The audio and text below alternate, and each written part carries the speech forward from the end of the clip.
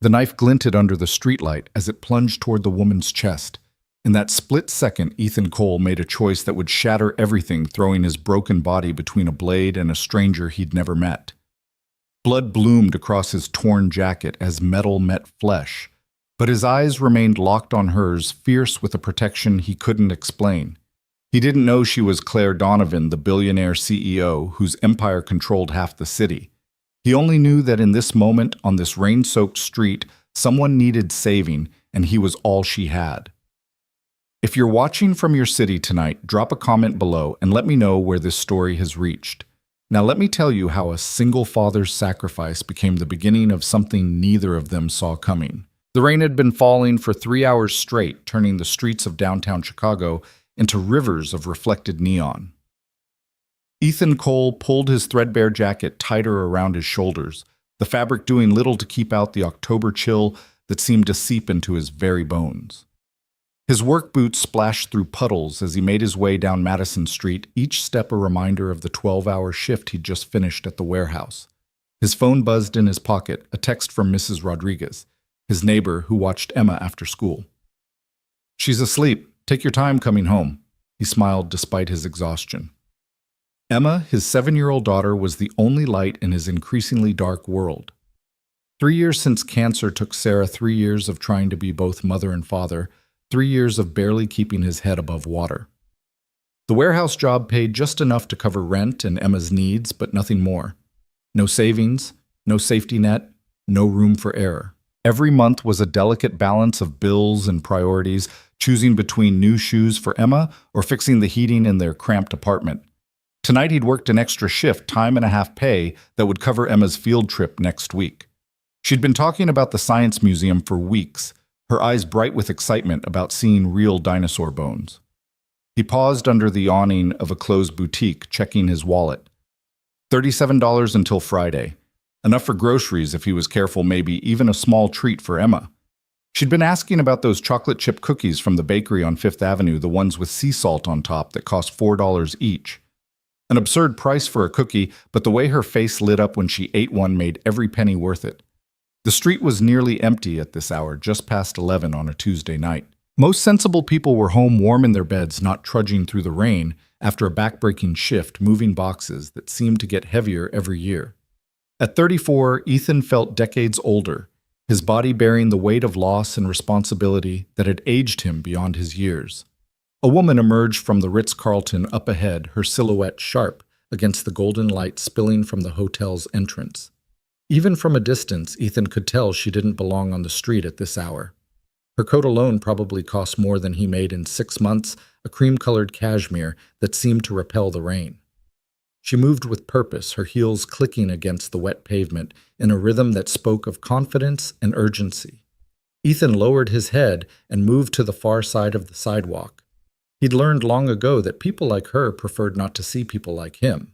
He was part of the invisible workforce that kept the city running, cleaning their offices, delivering their packages, building their towers, but never quite existing in their world. The woman was talking on her phone, her voice carrying in the quiet night. "No, Marcus, I don't care what the board thinks. The acquisition moves forward tomorrow, or we lose our window." A pause. "I'm walking back to the office now. I need those contracts ready by morning." The office. At 11 at night. Ethan shook his head slightly. He'd never understand that kind of life, choosing work over everything else. Though perhaps he wasn't so different, choosing exhaustion over poverty, grinding himself down to give Emma a chance at something better. That's when he saw the shadows separate from the alley. The figure moved with the fluid grace of a predator, hood pulled, low hands buried in the pockets of a dark jacket. Every instinct Ethan had developed growing up on the South Side screamed danger. The man was following the woman, matching her pace, closing the distance with calculated steps. The woman remained oblivious, still absorbed in her call. "Tell them I'll be there in 15 minutes. We can conference call Tokyo from my office." 10 feet. The hooded figure was only 10 feet behind her now. Ethan's feet slowed. This wasn't his problem. He had Emma to think about. Getting involved in strangers' troubles was a luxury he couldn't afford, but his eyes caught something that made his blood run cold, a glimpse of metal as the man's hand shifted in his pocket. A knife. "Hey!" Ethan called out before he could stop himself. His voice cracked from exhaustion. "Hey, lady!" The woman turned, irritation flashing across her features. She was younger than he'd expected, maybe 30, with sharp cheekbones and eyes that held the kind of focus he'd only seen in emergency room surgeons and soldiers. "Excuse me," but the hooded man was already moving. The knife came out in one smooth motion, its blade catching the streetlight as it arced toward her. The woman's eyes widened, her phone clattering to the ground, but she was frozen, that split second of disbelief that costs lives. Ethan's body moved without conscious thought. 12 feet became 6, then 3, then nothing as he threw himself forward. His shoulder caught the woman in the ribs, sending her sprawling onto the wet sidewalk just as the knife whistled through the space where she'd been standing. The attacker snarled, adjusting his grip, and Ethan found himself between the blade and the woman. No time to think, no time to plan. The knife came again, faster this time, aimed at his chest. Ethan twisted, but not fast enough. Fire erupted along his left side as the blade found flesh slicing through his jacket and the soft tissue beneath. "Run!" he shouted at the woman, but she was already scrambling to her feet, her expensive coat torn and muddy. The attacker lunged again, and this time Ethan caught his wrist. They grappled in the rain, feet slipping on the slick pavement. The man was younger, stronger, fueled by desperation, or drugs, or both. But Ethan had something else, the image of Emma waking up tomorrow without a father, alone in a world that had already taken her mother. "Give me the fucking purse," the attacker hissed, his breath hot and sour. "She doesn't have one," Ethan gritted out, using his weight to pin the man's knife hand against a parked car. It was true. The woman had emerged from the hotel with nothing but her phone, which now lay in pieces on the sidewalk. The realization seemed to enrage the attacker further. He drove his knee into Ethan's injured side, and the world went white with pain. Ethan's grip loosened for just a moment, but it was enough. The attacker wrenched free, the knife swinging wild. Ethan raised his arm to block, feeling the blade bite deep into his forearm. Blood ran hot down his arm, mixing with the cold rain. "Stop!" The woman's voice cut through the night. She'd grabbed a piece of rebar from a nearby construction site, holding it like a baseball bat. "I've called the police." Sirens wailed in the distance. Whether from her call or coincidence, Ethan didn't know. The attacker's head snapped toward the sound, calculating. Then he ran, disappearing into the maze of alleys that crisscrossed this part of the city. Ethan's knees hit the pavement hard. The adrenaline was fading, leaving only pain and a strange coldness spreading from his injuries. His jacket was soaked with blood, the dark fabric hiding the extent of the damage. "Oh God, oh God!" The woman was beside him suddenly, her hands pressing against his side. "Don't move. Help is coming." "Are you—" Ethan had to swallow, his mouth suddenly dry. "Are you hurt?" She stared at him as if he'd spoken in a foreign language. "Am I hurt?" You're bleeding everywhere." "Good," he mumbled. "That's good. You're not hurt." Her hands were surprisingly steady as she stripped off her coat, pressing the expensive fabric against his wounds. "What's your name?" "Ethan. Ethan Cole." "Ethan, you're going to be fine. Stay with me." Her voice had changed, taking on a tone of command that suggested she was used to being obeyed. "Look at me. Focus on my voice." He tried to focus, but her face kept swimming in and out of clarity. "I have a daughter," he said, panic suddenly spiking through the pain. "Emma. She's 7. If something happens—" "Nothing's going to happen." The woman's hand found his, squeezing tight. "You're going to be fine. You're going to see Emma tomorrow." The sirens were closer now. Red and blue lights painted the wet streets in alternating colors. Ethan heard voices, felt hands lifting him, moving him. The woman never let go of his hand. "Ma'am, we need you to step back." "I'm going with him." "Ma'am." "I said I'm going with him." That tone again, the one that brooked no argument. The ambulance ride was a blur of pain and motion. Ethan caught fragments, the woman arguing with someone on a new phone that had appeared from somewhere, demanding the best surgical team, threatening consequences if anything went wrong. He wanted to tell her it was okay, that he'd had worse, but forming words seemed impossibly difficult. "Claire," she was saying into the phone. "This is Claire Donovan. I need you to clear Trauma Bay 1 at Northwestern Memorial, now." The name meant nothing to Ethan in his current state, but he saw the EMT's eyes widen, saw him exchange glances with his partner. "Ms. Donovan, we're already en route to Northwestern. He's stable."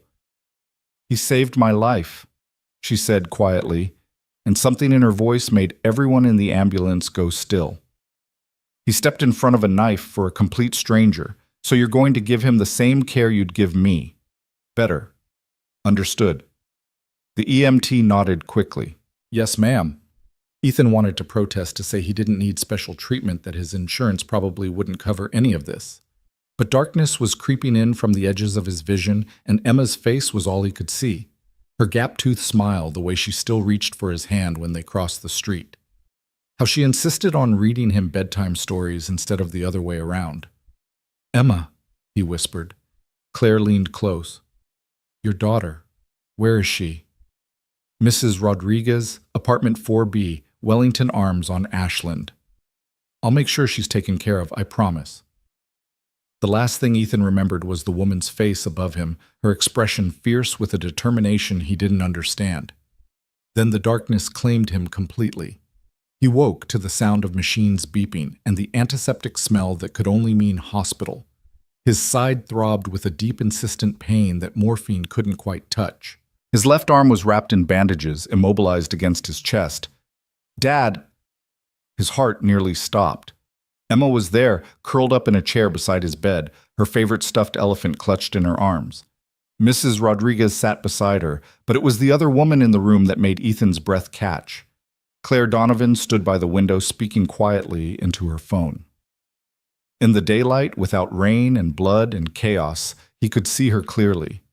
She was the kind of beautiful that came from good genetics and better maintenance, sharp features softened by expensive makeup. Blonde hair that fell in perfect waves despite what must have been a sleepless night. Her clothes were different, but no less expensive. A black suit that probably cost more than his car. "He's awake," Emma announced, and suddenly all three women were moving toward him. "Mija, be careful," Mrs. Rodriguez warned as Emma scrambled onto the bed. "It's okay," Ethan said, his voice rough. He wrapped his good arm around his daughter, breathing in the scent of her strawberry shampoo. "Hey, baby girl." "You got hurt," Emma said accusingly. "Mrs. Rodriguez said you were a hero, but heroes aren't supposed to get hurt." "Sometimes they do," Claire said softly. She'd ended her call and moved closer to the bed. "Sometimes being a hero means getting hurt so someone else doesn't." Emma studied her with the unfiltered curiosity of childhood. "Are you the lady my dad saved?" "I am." "Are you rich?" "Emma." Ethan groaned, but Claire laughed, a genuine sound that transformed her face. "Yes, I am." "Good," Emma said decisively. "Then you can pay for my dad's hospital. We don't have very good insurance." The innocence of the statement, the matter-of-fact way his 7-year-old had already learned to worry about medical bills, made Ethan's chest tight with something that had nothing to do with his injuries. "Emma, that's not already taken care of," Claire interrupted. "Everything, and I've arranged for a private room as soon as one becomes available." Ethan stared at her. "You can't—" "I can, and I have." Her tone was the same one she'd used with the EMTs. "Mr. Cole, Ethan, you saved my life. The least I can do is ensure you receive proper medical care." "I don't need charity." "It's not charity, it's gratitude." She paused, and something shifted in her expression. "Do you know who I am?" Ethan shook his head. The name was vaguely familiar, but he couldn't place it. "Mom, I'll be back in a bit," Claire said into her phone. Then to Ethan, "I'm the CEO of Donovan Industries. We're a tech company primarily focused on renewable energy solutions." The name clicked. Donovan Industries. He'd seen their logo on buildings on the news. They'd just announced some breakthrough in solar panel efficiency that had made headlines for weeks. "The billboard lady," Emma exclaimed. "You're on that big billboard by my school." Claire smiled. "That's right." Ethan felt suddenly out of his depth. He'd saved a billionaire, the kind of person whose time was literally worth more per minute than he made in a day. "I didn't know." "Would it have mattered?" Claire asked. He thought about that moment when he'd seen the knife, seen her frozen in fear. No. Then we understand each other. She turned to Mrs. Rodriguez. Thank you for bringing Emma. I've arranged for a car to take you both home whenever you're ready. And Mrs. Rodriguez, I'd like to compensate you for your time. No, no. The older woman waved her hands. Emma is like my granddaughter. I don't need payment to care for family. Claire nodded slowly, but Ethan saw her file the information away. He'd learned later that Mrs. Rodriguez's medical bills mysteriously disappeared, that her grandson's college tuition was suddenly covered by an anonymous scholarship. I should go, Claire said. You need rest. But Ethan, she pulled out a business card, expensive stock with raised lettering. When you're discharged, call me, please. Why? She was quiet for a moment, looking out the window at the city sprawling below.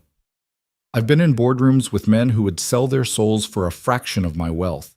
I've negotiated with people who would step on anyone to climb higher. But last night, a complete stranger was willing to die to protect me. Not because of who I am or what I could do for them, but simply because it was the right thing to do. She turned back to him. That's rare, Mr. Cole. Rarer than you might think. After she left, Ethan held Emma close, listening to her chatter about school, about Mrs. Rodriguez teaching her to make empanadas, about anything, except the fact that her father was lying in a hospital bed. But his mind kept drifting to Claire Donovan, to the way she'd held his hand in the ambulance, to the fierce protectiveness in her voice when she'd demanded he receive the best care. He looked at the business card she'd left behind. Claire Donovan, CEO. Her direct line, not a secretary or assistant. He tucked it into the drawer beside his bed, certain he'd never use it. They were from different worlds, brought together by violence and coincidence. Once he healed, they'd go their separate ways, her to her boardrooms and billboards, him to his warehouse and his daughter. But life, Ethan would learn, rarely followed the expected path. 3 days later, he was moved to a private room that looked more like a luxury hotel suite than a hospital.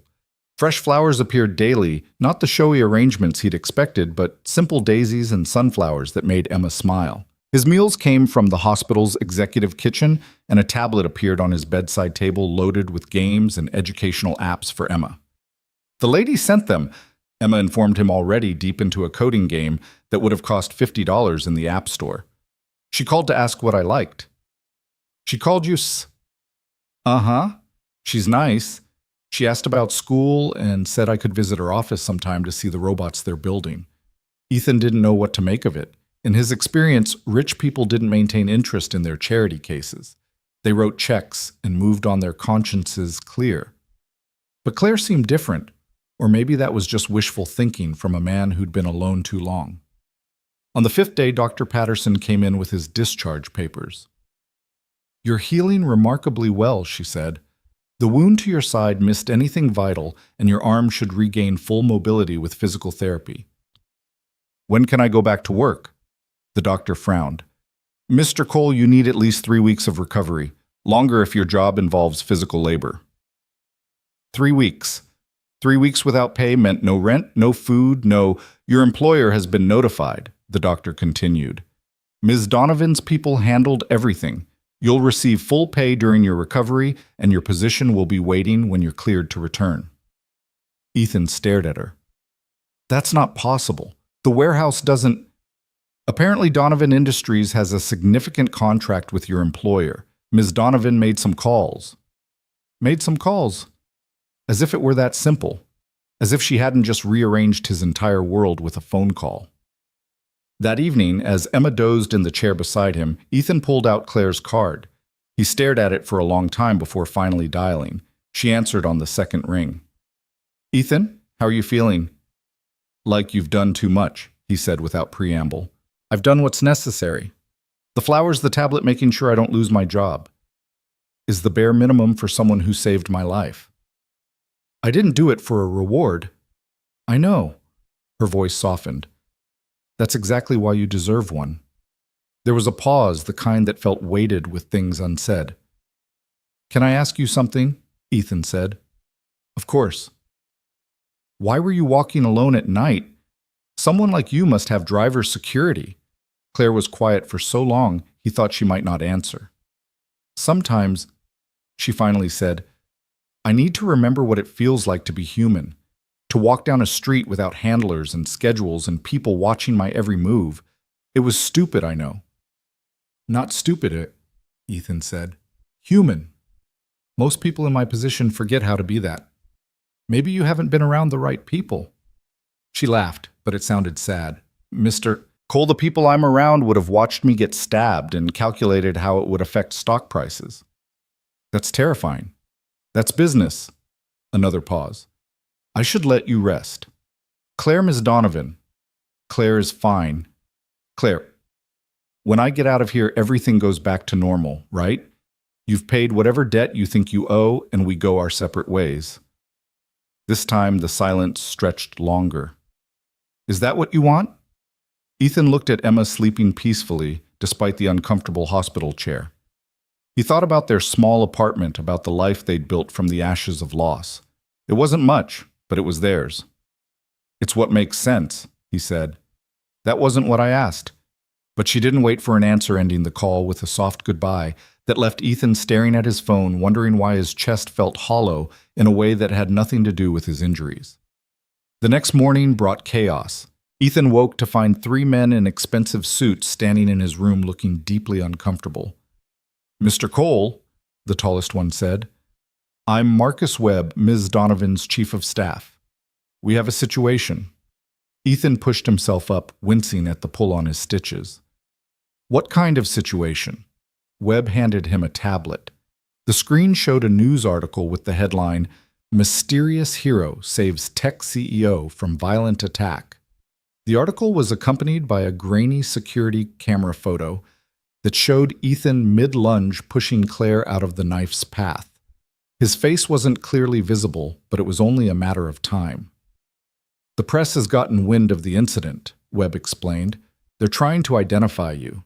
Ms. Donovan has managed to keep them at bay so far, but they're persistent, Claire said from the doorway.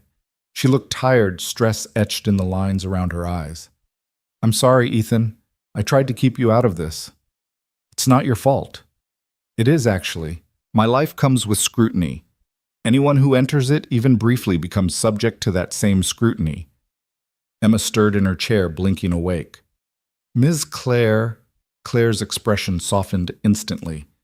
Hello, Emma. I brought you something. She produced a book from her bag, not just any book, but a first edition of Emma's favorite series signed by the author. Emma's eyes went wide. How did you know? Your dad mentioned you were reading it the other night.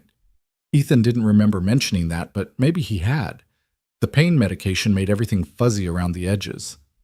Ms. Donovan, Webb interrupted, we need to discuss the press strategy. Later, Marcus. But later.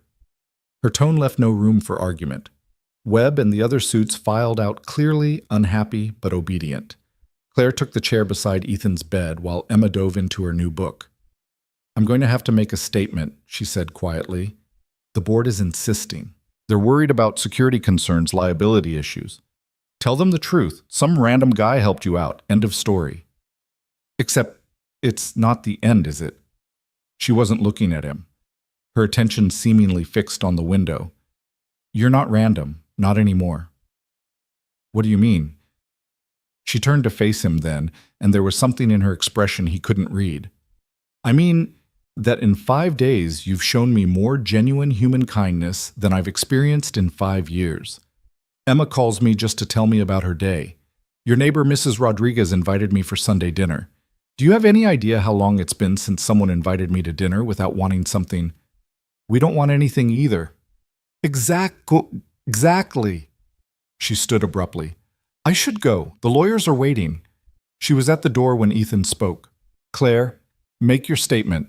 Tell them whatever you need to tell them. But afterward, when the circus dies down, I'd like to buy you a cup of coffee. She turned back, surprise evident on her face. You want to buy me coffee? Well, I can't afford dinner, he said with a wry smile. But yeah, coffee. Somewhere normal where nobody knows who you are, where you can just be human for an hour. For a moment, she looked vulnerable in a way that had nothing to do with knives or dark streets. I'd like that, she said softly. I'd like that very much. After she left, Emma looked up from her book. Dad? Do you like Ms. Claire? She's nice, baby. That's not what I asked. 7 years old and already too perceptive for her own good. It's complicated, Em. Grown-ups always say that when they don't want to admit something. When did you get so smart? Tuesday, Emma said seriously, then giggled at his expression. That afternoon, Ethan watched Claire on the news giving a carefully crafted statement about the attack. She thanked her heroic protector, but didn't reveal his name, citing privacy concerns. She looked every inch the powerful CEO, polished professional, untouchable. Nothing like the woman who'd held his hand in the ambulance or laughed at Emma's jokes. The story would have ended there, a brief intersection of two very different lives, if not for what happened next. Ethan was filling out discharge paperwork when his phone rang. Unknown number. Mr. Cole, this is Detective Patricia Morse with the Chicago PD. We've arrested the man who attacked you and Ms. Donovan. That's good news. Yes and no. He's talking Mr. Cole. Claims someone paid him to attack Ms. Donovan specifically. This wasn't a random mugging. Ethan's blood went cold. Someone tried to have her killed. That's what we're investigating. We'll need you to come in for additional questioning. And Mr. Cole, you might want to let Ms. Donovan know. She could still be in danger. Ethan hung up and immediately dialed Claire's number. It went to voicemail. He tried again. Nothing.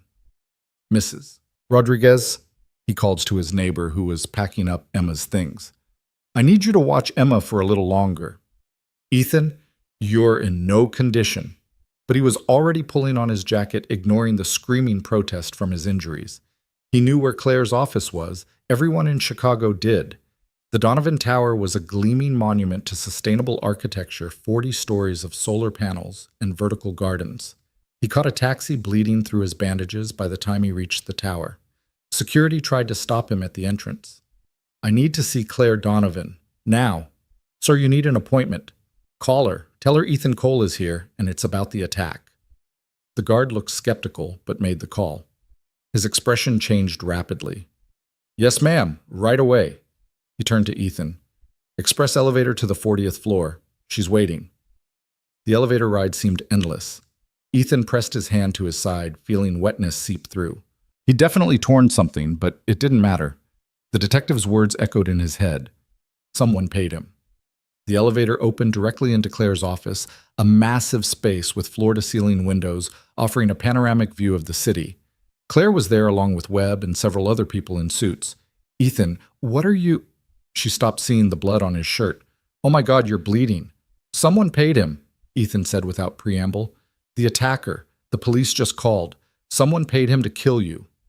The room went very quiet. That's impossible, Webb said. Who would... Get out, Claire said quietly. Ms. Donovan. Everyone out. Now. They filed out reluctantly, leaving Claire and Ethan alone in the vast office. She moved toward him, hands reaching for his injury, but he caught her wrist gently. Who wants you dead, Claire? She laughed, but it was bitter. Take your pick. Competitors, board members who think I'm too young, too female, too aggressive. My ex-husband, who's still furious about the divorce settlement. The oil companies were putting out of business with our solar tech. This is your life, people wanting you dead. This is success. She pulled free of his grip, walking to the window. My father built this company from nothing. When he died 5 years ago, everyone expected it to fail. A 25-year-old girl couldn't possibly run a billion-dollar corporation. But I did. I grew it. I made it matter. And yes, I made enemies. Claire, I have security, Ethan, a whole team, but I sent them away that night because I wanted to walk, just walk, like a normal person. Her reflection in the window looked haunted. I nearly got you killed because I wanted to pretend I was normal. Ethan moved to stand beside her, his side screaming in protest. You didn't get me hurt. The man with the knife did that. Because of who I am. No, because of who he is. He turned her to face him. Claire, you can't blame yourself for other people's evil.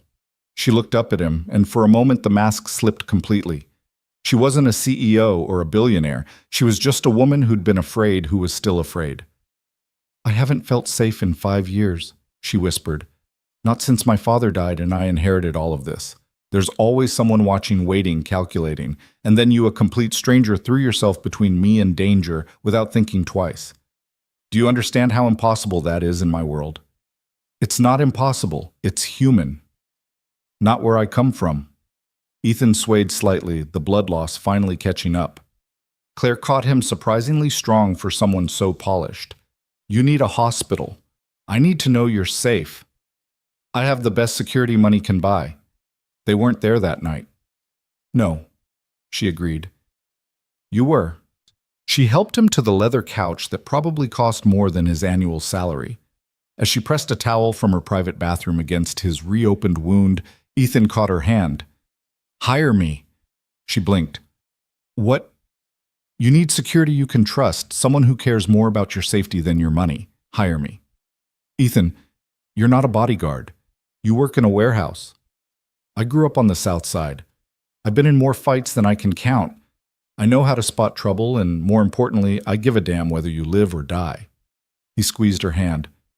Plus, Emma likes you. She's an excellent judge of character. Claire stared at him. You're serious. Dead serious. Look, you need someone you can trust. I need a job that pays enough to give Emma a better life. Maybe we can help each other. This is insane. So was walking alone at night, but you did that. She was quiet for a long moment, studying his face, as if trying to solve a complex equation. The board would never approve it. So don't tell them. Personal security off the books. You'd have to be with me constantly, travel late nights, boring social events. Emma loves Mrs. Rodriguez. She'd be thrilled to spend more time with her. I can't let you put yourself in danger for me again. You're not letting me. I'm choosing to. Why? The question seemed torn from her. Why would you choose this? Ethan thought about lying, about giving her some noble answer about duty or gratitude, but she deserved the truth. Because in 5 days you've made me feel more alive than I have in 3 years. Because you look at me like I'm a person, not just another invisible worker. Because when you laugh at Emma's jokes, it's real. And because maybe, just maybe, we can be good for each other. The office was silent except for the distant hum of the city 40 floors below. Claire's hand was still in his, and neither of them seemed inclined to let go. All right, she said finally. We'll try it. 3 months probationary period. If it doesn't work, it will work. You don't know that. I knew to step in front of that knife. Sometimes you just know things.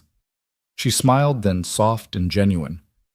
My head of security is going to have a heart attack. He'll get over it. The board will think I've lost my mind. Have you? Possibly. She stood reaching for her phone. I'm calling an ambulance, and then I'm calling my lawyers to draw up a contract, and then... She paused, looking back at him. Then we're going to find out who tried to kill me. As the paramedics arrived and fussed over his reopened wounds, Ethan watched Claire transform back into the CEO, sharp-focused, commanding. But every so often, her eyes would find his, and he'd see the woman underneath, the one who walked alone in the rain, the one who'd held his hand in the ambulance. He thought about the strange turns life could take. A week ago, he'd been nobody special, just another single father grinding through each day. Now he was about to become the personal bodyguard to one of the most powerful women in Chicago. It should have been terrifying. Instead, it felt like the first right thing to happen since Sarah died. His phone buzzed with a text from Emma. Dad, are you coming home? Mrs. Rodriguez is teaching me to make tamales, but I want to show you my new book. He smiled, texting back, soon, baby. Things are about to change, but I'll be home soon. He had no idea how much of an understatement that would prove to be. The contract arrived the next morning, delivered by a courier who looked bewildered to be standing in the hallway of the Wellington Arms apartment building. Ethan signed for it while balancing on crutches, his side still tender from yesterday's impromptu trip to Claire's office. Fancy envelope, Mrs. Rodriguez observed from her doorway, Emma peeking out beside her. Your new boss doesn't do things halfway. Ethan carried the package inside, settling at their small kitchen table. The contract was 20 pages of dense legal text, but the basics were clear. Personal security consultant. The salary made him blink twice more than triple what he made at the warehouse, with full benefits of vehicle allowance and an education fund for Emma. Dad, why are you crying? Emma climbed onto his lap, careful of his injuries. I'm not crying, baby. Just happy. Happy tears are okay. she said sagely. Mom used to have those when she watched us together. The casual mention of Sarah still had the power to steal his breath. Emma rarely talked about her mother anymore, as if preserving those memories required a kind of silence. Ethan pulled her close, breathing in the scent of her strawberry shampoo. His phone rang. Claire. Did you receive the contract? It's too much, Claire.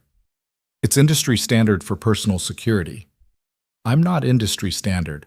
I'm a warehouse worker with a hero complex, remember? You're the man who saved my life. Her voice softened. And apparently you're also the man who's going to keep saving it. The detective called me this morning. They have a lead on who hired the attacker. Ethan straightened. Who? They wouldn't say over the phone. They want us both to come in this afternoon. Can you make it? I'll be there. I'll send a car.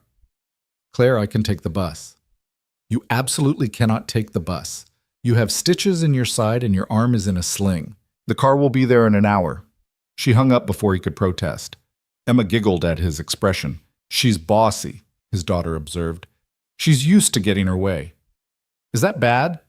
Ethan thought about it. Not always. Sometimes people need someone who knows what they want. The car that arrived wasn't a standard town car, but an armored SUV with tinted windows. The driver, a serious-looking man named James, helped Ethan into the back seat with professional courtesy. Ms. Donovan asked me to ensure your comfort, sir. There's water and pain medication in the compartment to your left. The ride to the police station was surreal. Ethan had passed these streets thousands of times on the bus, but from inside the climate-controlled, whisper-quiet interior of the SUV, the city looked different. Safer, maybe. Or just more distant. Claire was already at the station, flanked by lawyers. She looked immaculate in a navy suit, but Ethan noticed the tension in her shoulders, the way her fingers drummed against her thigh. You made it, she said, and something in her expression relaxed slightly. Detective Morse was a middle-aged black woman with sharp eyes and a no-nonsense demeanor. She led them to an interview room that smelled of burnt coffee and industrial disinfectant. Thank you both for coming. Mr. Cole, how are your injuries? Healing. Good. Ms. Donovan, what I'm about to share is sensitive. Your lawyers can wait outside, Claire finished. This is my life we're discussing. The lawyers protested, but Claire's look silenced them. They filed out reluctantly, leaving just the three of them. Detective Morse opened a file. The man who attacked you is Thomas Brennan, small-time criminal, mostly theft and drug charges. But here's where it gets interesting. 3 days before the attack, $50,000 was deposited into his girlfriend's account. $50,000, Ethan whistled low. That's serious money for a street mugging. Exactly. We traced the payment through several shell companies, but eventually we found the source. She pulled out a photograph. Recognize him. Claire went very still. Richard. Richard Hawthorne, Detective Morse confirmed. Your ex-husband. Ethan looked at the photo. The man was handsome in that practiced way that came from expensive grooming and a personal trainer. Perfect teeth, perfect hair, perfectly empty eyes. He wouldn't, Claire said, but her voice lacked conviction. The divorce was finalized 2 years ago. He got his settlement. A settlement that prevented him from accessing your father's technology patents, the detective noted. Patents now worth approximately $2 billion thanks to your renewable energy breakthrough. Claire's hand found the edge of the table, gripping it until her knuckles went white. He knew about the breakthrough. He was there for the early research before we separated. He said the technology would never work, that I was wasting company resources on a pipe dream. And now that pipe dream is revolutionizing the energy sector, Detective Morse said. We've been investigating Mr. Hawthorne's finances. He's in debt significantly. Bad investments, gambling, maintaining a lifestyle he can no longer afford. Killing you would trigger a clause in your father's will, wouldn't it? Claire nodded slowly. If I die without children, the company passes to its board of directors for sale or dissolution. Richard has connections on that board. He could potentially buy back in at a fraction of the value. We're bringing him in for questioning this afternoon. But Ms. Donovan, I need to be clear about something. Even if we can prove he hired Brennan, he might have other plans in motion. You need to be extremely careful. Ethan spoke for the first time since the revelation. What kind of man tries to kill his ex-wife for money? The kind who never loved her in the first place, Claire said quietly. I was an acquisition for Richard, the CEO's daughter, the heir to an empire. When my father died and left everything to me instead of to us, jointly, Richard showed his true colors. Detective Morse closed the file. We'll have officers stationed at your residence and office, but I have private security, Claire said, glancing at Ethan. Recently hired. The detective followed her gaze, taking in Ethan's working-class clothes and current injuries with obvious skepticism. No offense, Mr. Cole, but none taken. I know how it looks. What matters is that I trust him, Claire said firmly. More than I've trusted anyone in a very long time. They left the station together, Claire dismissing her lawyers with a wave. In the SUV, she finally allowed herself to crumble slightly, her perfect posture sagging against the leather seats. 2 years, she said. 2 years since the divorce, and he still wants to destroy me. Hey. Ethan reached across with his good arm, taking her hand. He's not going to. We won't let him. She looked at their joined hands with something like wonder. You just found out that staying close to me could get you killed, and you're still here. Where else would I be? Literally anywhere safer. Yeah, well, safe is overrated. He squeezed her hand gently. Besides, Emma would never forgive me if I let something happen to you. You're apparently the coolest adult she knows. That drew a small smile. She's a remarkable little girl. She gets it from her mother. Tell me about her, Sarah. Ethan rarely talked about Sarah with anyone except Emma, but something about Claire's genuine interest, the way she turned toward him in the dim interior of the car, made the words come easier. We met in high school. She was this bright, brilliant thing, way too good for a kid from my neighborhood, but she saw something in me, pushed me to be better. We got married young, had Emma young. Sarah was diagnosed with cancer when Emma was 4. I'm sorry. The medical bills destroyed us financially. I worked 3 jobs trying to keep up, but Sarah's focus was always on Emma.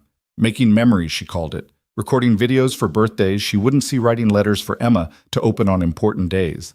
She fought for 2 years, but the cancer was aggressive. How do you do it? Keep going after losing someone like that. You wake up one day and realize your kid needs breakfast, then lunch, then dinner. And somewhere in between making peanut butter sandwiches and checking homework, life keeps happening. You don't move on exactly. You just move forward. Claire was quiet for a moment. Richard and I never had children. He said they'd interfere with our trajectory. I think now he just didn't want the competition for my attention. His loss. I wanted them, she admitted. I wanted the chaos and the mess and the beauty of it. But after the divorce, after taking over the company, there was never time, never the right person. The SUV pulled up to Claire's building. She hadn't let go of his hand. Come up, she said. I want to show you something. Her penthouse was exactly what Ethan expected and nothing like it at all. Yes, there was the stunning view, the expensive furniture, the art that probably cost more than most people's houses. But there were also personal touches, a stuffed bear on the pristine couch, a child's drawing framed on the wall. My godson, Claire explained, following his gaze. My college roommate's kid. They live in Portland now, but we video chat every week. She led him to a home office that was more lived in than the rest of the space. Papers covered every surface, whiteboards filled with equations lined the walls, and a half-eaten sandwich sat forgotten on a stack of reports. This is where the magic happens, she said with a self-deprecating smile, or where I hide when the world gets too loud. It's perfect, Ethan said, meaning it. This was Claire without the armor, without the CEO facade. She pulled out a thick folder. If you're going to protect me, you need to know what you're protecting me from. Not just Richard, but all of it. The folder contained threats, dozens of them. Email printouts, letters, photos taken from a distance. Some were clearly cranks, but others were sophisticated, specific. Jesus, Claire, why haven't you gone to the police with these? I have with some of them, but you have to understand this is normal for someone in my position. The price of success, my father used to say. This isn't normal. This is insane. This is my life. She moved to the window looking out at the city below. Every person down there either wants something from me or wants me gone. Except you. And Emma. And Emma, she agreed with a small smile. Your daughter has excellent taste in friends. Ethan joined her at the window, standing close enough that their shoulders touched. So what's the plan? We can't just wait for Richard to make another move. We don't wait. Tomorrow I have a board meeting. Half those vultures would love to see me fail. Richard has allies there, people who think the company should have gone to him when my father died. I need to show them I'm untouchable, that what happened was an anomaly. And how do we do that? By showing up, by refusing to hide, by being so visible that any move against me becomes impossible to ignore. She turned to face him. But I need you with me, not just as security, but as support. Claire, I don't exactly fit in with the boardroom crowd. You fit with me. That's all that matters. The weight of her trust was almost overwhelming. This woman who had every reason to trust no one was putting her faith in him. Okay, he said, but we do this my way. I need to know your schedule, your routines, everyone who has access to you. And we're going to need to make some changes. What kind of changes? For starters, no more walking alone. Ever. I don't care if it's just to the corner store or across your office. Someone is always with you. That's going to be non-negotiable. Also, we're varying your routes. Different cars, different times, unpredictable patterns. Richard knew you'd be at that hotel, knew you'd walk. Someone's feeding him information. Claire paled. You think I have a mole? I think you have a company worth billions and an ex-husband desperate enough to kill for it. We assume everyone's compromised until proven otherwise. Even Marcus. He's been with me since the beginning. Especially the ones who've been there longest. They're the ones who know you best. She sank into her desk chair, suddenly looking exhausted. This is my father's company. These people are like family. Family can betray you too. Speaking from experience, my uncle sold my location to a gang I'd testified against for $50 and a case of beer. Blood doesn't mean loyalty. How do you trust anyone after something like that? You don't. You choose. Every day you choose who deserves your faith, and sometimes you get it wrong, but that doesn't mean you stop choosing. His phone buzzed. Emma texting from Mrs. Rodriguez's phone. Dad, when are you coming home? Mrs. R made arroz con leche, but I want to eat it with you. Claire read the message over his shoulder. Go, be with your daughter. Come with me. She blinked in surprise. What? Come have dinner with us. Mrs. Rodriguez always makes too much food, and Emma would love it. Plus, it's safer than you being here alone. Ethan, I can't just show up at your neighbor's apartment. Why not? Because people like me don't. Because you're human and you need to eat dinner. Come on, Claire. You said you wanted to be normal sometimes. This is normal. Dinner with friends. Emma chattering your ear off, Mrs. Rodriguez trying to feed you until you burst. She looked tempted but uncertain. I wouldn't want to impose. The only imposition would be if you said no and broke Emma's heart. She's been asking when you're visiting again. That decided it. Claire grabbed a jacket, still designer, but at least more casual than her suit, and followed him to the elevator. Should I bring something wine dessert? Just yourself. That's enough. The ride to his neighborhood was a journey between worlds. The gleaming towers gave way to older buildings, designer boutiques replaced by corner bodegas, luxury cars by beaten-up sedans. Claire watched it all with curious eyes, not fearful or judgmental, just interested. You grew up here. Few blocks over, rougher area but same idea. People looking out for each other, raising kids together, making something from nothing. The Wellington Arms looked shabbier than usual with Claire beside him, but she didn't seem to notice. She was too busy watching the kids playing in the courtyard, the women gossiping on the steps, the men working on a car in the parking lot. It's alive, she said softly. My building is beautiful, but it's not alive like this. Mrs. Rodriguez opened her door before they could knock, Emma bouncing beside her. Miss Claire, Dad said you might come. I saved you a seat and everything. The apartment was small but warm, filled with the smell of sofrito and something sweet baking in the oven.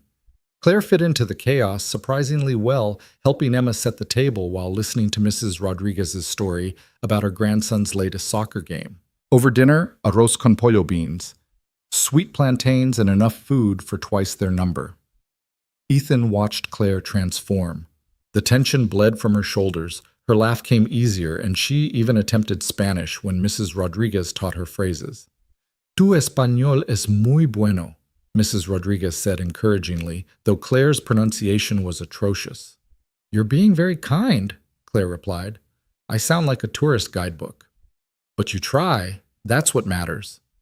Emma regaled them with school stories, showing Claire her latest art project, a painting of a family that now included a blonde figure she insisted wasn't anyone in particular but looked suspiciously like Claire. This is nice, the little girl announced, like a real family dinner. The words hung in the air for a moment, heavy with implication. Ethan started to redirect the conversation, but Claire spoke first. It is nice, the best dinner I've had in years. Even better than fancy restaurants. Especially better than fancy restaurants? They never have dessert as good as Mrs. Rodriguez's flan. Mrs. Rodriguez beamed immediately, cutting Claire an extra-large piece. As the evening wound down, Ethan walked Claire to the SUV where James waited patiently. Thank you, she said, for this, for showing me this. This life, real life, not the performance I've been living, but actual, messy, beautiful life. It's here whenever you want it. She looked back at the building where Emma waved from Mrs. Rodriguez's window. I think I might want it a lot. Good, because Emma's already planning next week's dinner. Fair warning, she wants to teach you to play her favorite board game. It involves a lot of questionable rules she makes up as she goes. Sounds perfect. Claire hesitated, then stepped closer. Ethan, what are we doing? Right now we're saying goodnight. You know what I mean. He did. The space between them had been shrinking all day, the professional boundaries blurring into something neither of them had named yet. We're figuring it out as we go, he said. Is that okay? I'm used to 5-year plans and strategic projections. How's that working out for you? Well, my ex-husband is trying to kill me, so not great. Then maybe it's time to try something different. She stood on her toes and kissed his cheek, her lips warm against his skin. Good night, Ethan. Tomorrow's going to be interesting. As the SUV pulled away, Ethan touched the spot where she'd kissed him, wondering how his life had changed so completely in just a week. From warehouse worker to bodyguard, from single father, barely making it to someone who might actually be able to give Emma the life she deserved. But more than that, from alone to whatever this was with Claire. Not alone, certainly. Not anymore. His phone buzzed. Claire. Made it home safe. Thank you again for tonight. For everything. He texted back, all part of the job. Her response was immediate. Liar. This stopped being about the job the moment you held my hand in that ambulance. She wasn't wrong, but tomorrow would bring enough complications, board meetings, Richard's arrest, the media circus that would inevitably follow. Tonight, Ethan climbed the stairs to his apartment, where Emma waited in her pajamas for her bedtime story, and let himself believe that maybe, just maybe, they were all going to be okay. The next morning arrived too soon and not soon enough. Ethan stood in front of his closet, realizing he owned nothing appropriate for a corporate board meeting. His best option was a black suit he'd worn to Sarah's funeral, now 3 years out of style and showing its age. A knock at the door interrupted his deliberation. A delivery man stood outside with a garment bag. Ethan Cole. Yeah. Delivery from Ms. Donovan. Inside was a perfectly tailored charcoal suit, crisp white shirt, and a subtle blue tie that probably cost more than his monthly rent. A note in Claire's handwriting read, "Don't argue. You need to look the part. The armor matters in this battlefield. See." The suit fit perfectly, of course. Claire had probably had James take his measurements somehow, or maybe she just had that uncanny ability wealthy people seem to possess to know things without asking. Emma's eyes widened when he emerged from his bedroom. "Dad, you look like James Bond." "I feel like an imposter." "Ms. Claire says everyone feels like that sometimes. She told me she feels like she's pretending to be a grown-up in her dad's office." When had Claire told her that Ethan was continually surprised by the relationship developing between his daughter and the CEO, conducted through phone calls and texts he only partially knew about? The SUV arrived at 8 sharp. Claire was already inside, dressed in a power suit that made yesterday's outfit look casual. But her fingers were tapping that nervous rhythm against her thigh again. "You clean up nice," she said. But her smile didn't reach her eyes. "What's wrong?" "Richard's lawyers got him released on bail last night. $1 million, but he paid it immediately." "How you said he was in debt?" "That's what worries me. Someone's backing him. Someone with deep pockets who wants me gone as much as he does." The boardroom was on the 38th floor, a monument to corporate power with its long mahogany table and wall of windows. 12 board members were already assembled, most of them men old enough to be Claire's father, all wearing expressions of barely concealed condescension. "Gentlemen," Claire said, taking her place at the head of the table. "And Margaret," she added, nodding to the lone woman. "Thank you for accommodating this emergency meeting." "Is it true?" demanded a heavy-set man with a red face. "About the attack, about Richard. It's true that I was attacked. It's true that Richard has been arrested in connection with that attack. Everything else is speculation and gossip, which I trust this board is above." "This is exactly what we warned about," another man interjected. "A young woman running a company of this magnitude, it invites nothing," Claire cut him off. "Unless you're suggesting that my gender somehow forced Richard to allegedly hire someone to kill me." "Of course not," the man backpedaled. "But the optics. The optics are that Donovan Industries continues to outperform every projection despite attempts on my life. Our solar technology is 3 years ahead of any competitor. Our stock has risen 40% in the last quarter alone. If that's the result of a young woman's leadership, then perhaps more companies should try it." Ethan stood by the door trying to be invisible while keeping his eyes on everyone. One board member in particular caught his attention, a younger man, maybe 40, who kept checking his phone and glancing at the door. "The real question," Claire continued, "is whether this board stands behind its CEO or whether it allows personal prejudices and possibly criminal conspiracies to undermine the company my father built." "That's a strong accusation," Margaret said carefully. "Are you suggesting someone on this board is involved?" "I'm suggesting that Richard didn't act alone. He had information about my schedule that only someone with inside access could provide. So yes, I'm suggesting we have a traitor in this room." The room erupted in indignant protests. The younger man Ethan had been watching stood abruptly. "This is ridiculous. I have a meeting." "Sit down, David," Claire said coldly. "No one leaves until we're finished." David Morse. Ethan recognized the name from Claire's files. A recent addition to the board, with ties to several competing energy companies, remained standing. "You can't keep us here." "Actually, I can. Security has sealed the floor. We're going to have a very honest conversation about loyalty, about the future of this company, and about who might benefit from my death." Ethan moved subtly to block the door. David's hand went to his pocket and Ethan tensed, but the man only pulled out his phone. "This is imprisonment. I'm calling my lawyer." "Please do," Claire said.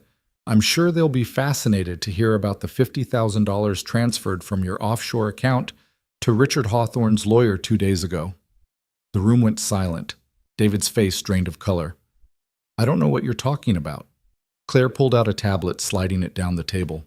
"Banking records. Amazing what a good forensic accountant can find when properly motivated. You've been feeding Richard information for months, meeting with him, planning this. You can't prove—" "I can, actually. You see, David, when you met with Richard last week at that charming little bar on Rush Street, you didn't notice the security camera across the street, or the fact that Richard, desperate and sloppy, kept every text you sent him." David lunged for the door, but Ethan was ready. He caught the man's arm, twisting it behind his back in one smooth motion that sent David to his knees. "I wouldn't," Ethan said quietly. "I've had a really long week." Security arrived moments later, the real security, not the compromised ones David had been counting on. As they led him away, David turned back to Claire. "You think you've won? You have no idea what's coming. Richard was just the beginning." After he was gone, the remaining board members sat in stunned silence. Claire stood smoothing her skirt with steady hands. "Anyone else have concerns about my leadership they'd like to discuss?" No one spoke. Good. Then I moved to dissolve this board effective immediately and reconstitute it with members who actually support this company's vision. All in favor. Margaret's hand shot up first, followed slowly by others. When the vote was counted, it was unanimous. No one wanted to be seen opposing Claire after what they'd just witnessed. As the board members filed out murmuring amongst themselves, Claire finally allowed herself to sag slightly against the table. You okay? Ethan moved beside her. That was terrifying. You didn't look terrified. You looked like you were born to do that. Smoke and mirrors. Inside, I was screaming. She looked up at him. Thank you for stopping David. That's the job, right? No, she said softly. That's you. Before he could respond, his phone rang. Mrs. Rodriguez, and she was crying. Ethan, something's happened. Emma, she's gone. The world tilted on its axis. Ethan gripped the edge of the boardroom table, his knuckles white, the phone pressed so hard against his ear he could hear his own pulse. What do you mean she's gone? His voice came out strangled, unrecognizable. Mrs. Rodriguez was sobbing, her words coming in fractured pieces. I walked her to school like always. She went inside. But the principal just called. She never made it to class. The security footage, someone took her from the playground. A man. Ethan?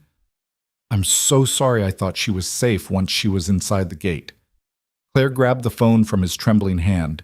Mrs. Rodriguez, this is Claire Donovan. Where are you now? She listened, then turned to Ethan. She's at the school. We're going. The next minutes blurred together. Claire barking orders into her phone, security materializing from nowhere, the elevator descent that seemed to take years. Ethan couldn't breathe, couldn't think beyond the image of Emma, his baby, his whole world scared and alone with a stranger. We'll find her, Claire said, gripping his hand in the SUV. I promise you we'll find her. This is because of me. Because I got involved with you. The words came out harsh, accusatory, but Claire didn't flinch. Yes, she said simply, and I will never forgive myself for it. But right now, blame won't bring Emma back. Focus will. The school was chaos. Police cars, parents gathered in worried clusters, Principal Martinez looking haggard as she spoke with detectives. When she saw Ethan, her face crumpled. Mr. Cole, I'm so sorry. He had identification, said he was your brother, that there was a family emergency. Emma seemed to recognize him, went willingly. We should have called you first, but show me the footage. The security video was grainy but clear enough. A man in a baseball cap and sunglasses keeping his face turned from the cameras. But Emma did go with him without struggle, even held his hand. Ethan's stomach twisted. Who would she trust enough to leave with, that's not my brother, I don't have a brother? Detective Morse arrived, having been pulled from Richard's case. Mr. Cole, Ms. Donovan, we've issued an Amber Alert. Every cop in the city is looking for Emma. It's Richard, Claire said with certainty. Or someone working for him. This is retaliation for the board meeting for David's arrest. We don't know that. Claire's phone rang. Unknown number. She answered on speaker. Hello, Claire. Richard's voice smooth and mocking. Missing something, or should I say someone? Ethan lunged for the phone, but Claire held up a hand mouthing Trace to Detective Morse. Richard, if you hurt her. Hurt her. I'm not a monster, Claire. The little girl is fine. Eating ice cream, actually. Strawberry, I believe. She's quite charming. Takes after her father. What do you want? Claire's voice was steady, but Ethan could see her hand shaking. What I've always wanted. What was stolen from me. The company. Sign it over, all of it, and the girl goes home safe. You know I can't do that. The board? You just dissolved the board. Remember your little power play this morning that makes you sole decision maker until a new board is constituted. You have 3 hours to transfer ownership. I'll call with instructions. Richard, please. 3 hours, Claire, or Ethan learns what real loss feels like. The line went dead. Ethan was moving before anyone could stop him out the door down the hall. Claire caught him at the SUV. Where are you going? To find my daughter. How? We don't even know where they are. I know Richard. I studied him when you hired me. He's arrogant, needs to feel in control. He'll keep her somewhere familiar, somewhere he feels powerful. His penthouse. Too obvious. The police will check there first. Ethan thought furiously. You said he had gambling debts. Where did he gamble? Private clubs mostly, but there was one place. The Riverside Casino. He had a suite there, used it for meetings he didn't want on the books. That's where she is. Detective Morse had followed them out. We can't just storm a casino on a hunch. Then I'll go alone. Ethan, that's insane, Claire protested. You're injured. You're not thinking clearly. I'm thinking perfectly clearly. My daughter is with a man desperate enough to commit murder. Every second we waste arguing is a second she's in danger. Claire turned to Detective Morse. Get a warrant, whatever it takes. Then to Ethan, we're not letting you go alone. Claire, non-negotiable. Emma is important to me too. We do this together. The ride to the casino felt eternal. Ethan's mind kept conjuring horrible scenarios, each worse than the last. Emma crying for him. Emma hurt. Emma afraid. His hands clenched and unclenched the movement, pulling at his stitches until fresh blood spotted his shirt. Tell me about the ice cream, Claire said suddenly. What? Emma's favorite, strawberry. Tell me about it. Ethan recognized what she was doing, giving him something to focus on besides the terror. She's been obsessed with strawberry everything since she was 3. Sarah used to make homemade strawberry ice cream for her birthday.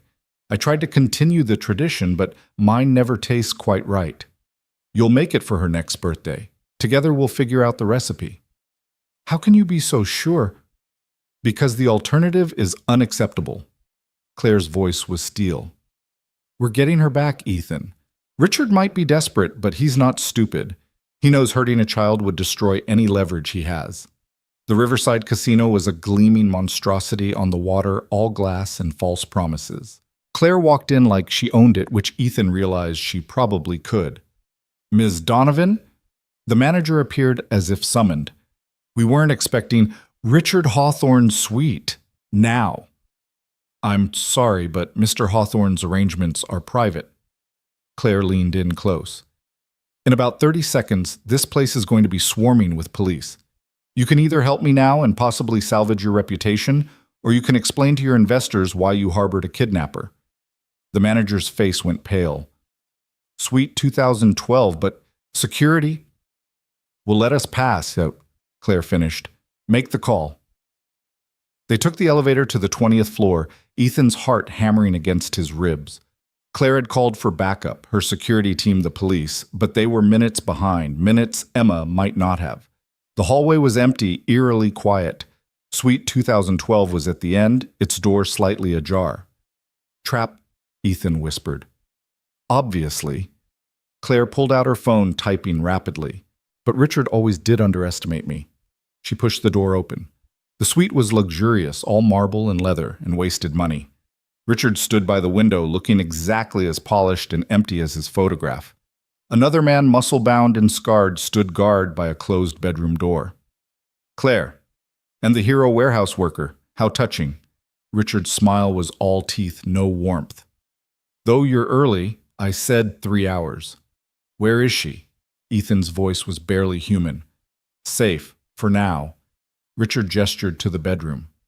Would you like to see her? Through the door, of course. Can't have you trying anything heroic again. The guard opened the door a crack. Ethan could see Emma sitting on the bed coloring in a book, seemingly unharmed. She looked up at the sound. Daddy. I'm here, baby. Everything's going to be okay. The man said you sent him, but Mrs. Rodriguez always says to wait for you, and I forgot, and I'm sorry. It's not your fault. Just keep coloring. Okay, I'll be there soon. The door closed again. Ethan turned to Richard, rage making his vision red at the edges. She's 7 years old. And leverage. Nothing personal. Richard moved to the bar, pouring himself a scotch with steady hands. You know, Ethan, may I call you Ethan? None of this had to happen. If Claire had just been reasonable during the divorce, accepted my terms, shared what was rightfully mine. Nothing about the company was rightfully yours, Claire said. You married me for it, but my father saw through you. That's why he left it to me alone. Your father was a fool, sentimental, Weak. Richard's mask slipped slightly, showing the ugly desperation beneath. I spent 5 years playing the devoted husband, 5 years of pretending to care about your little environmental crusade, and for what? To be cast aside the moment Daddy died.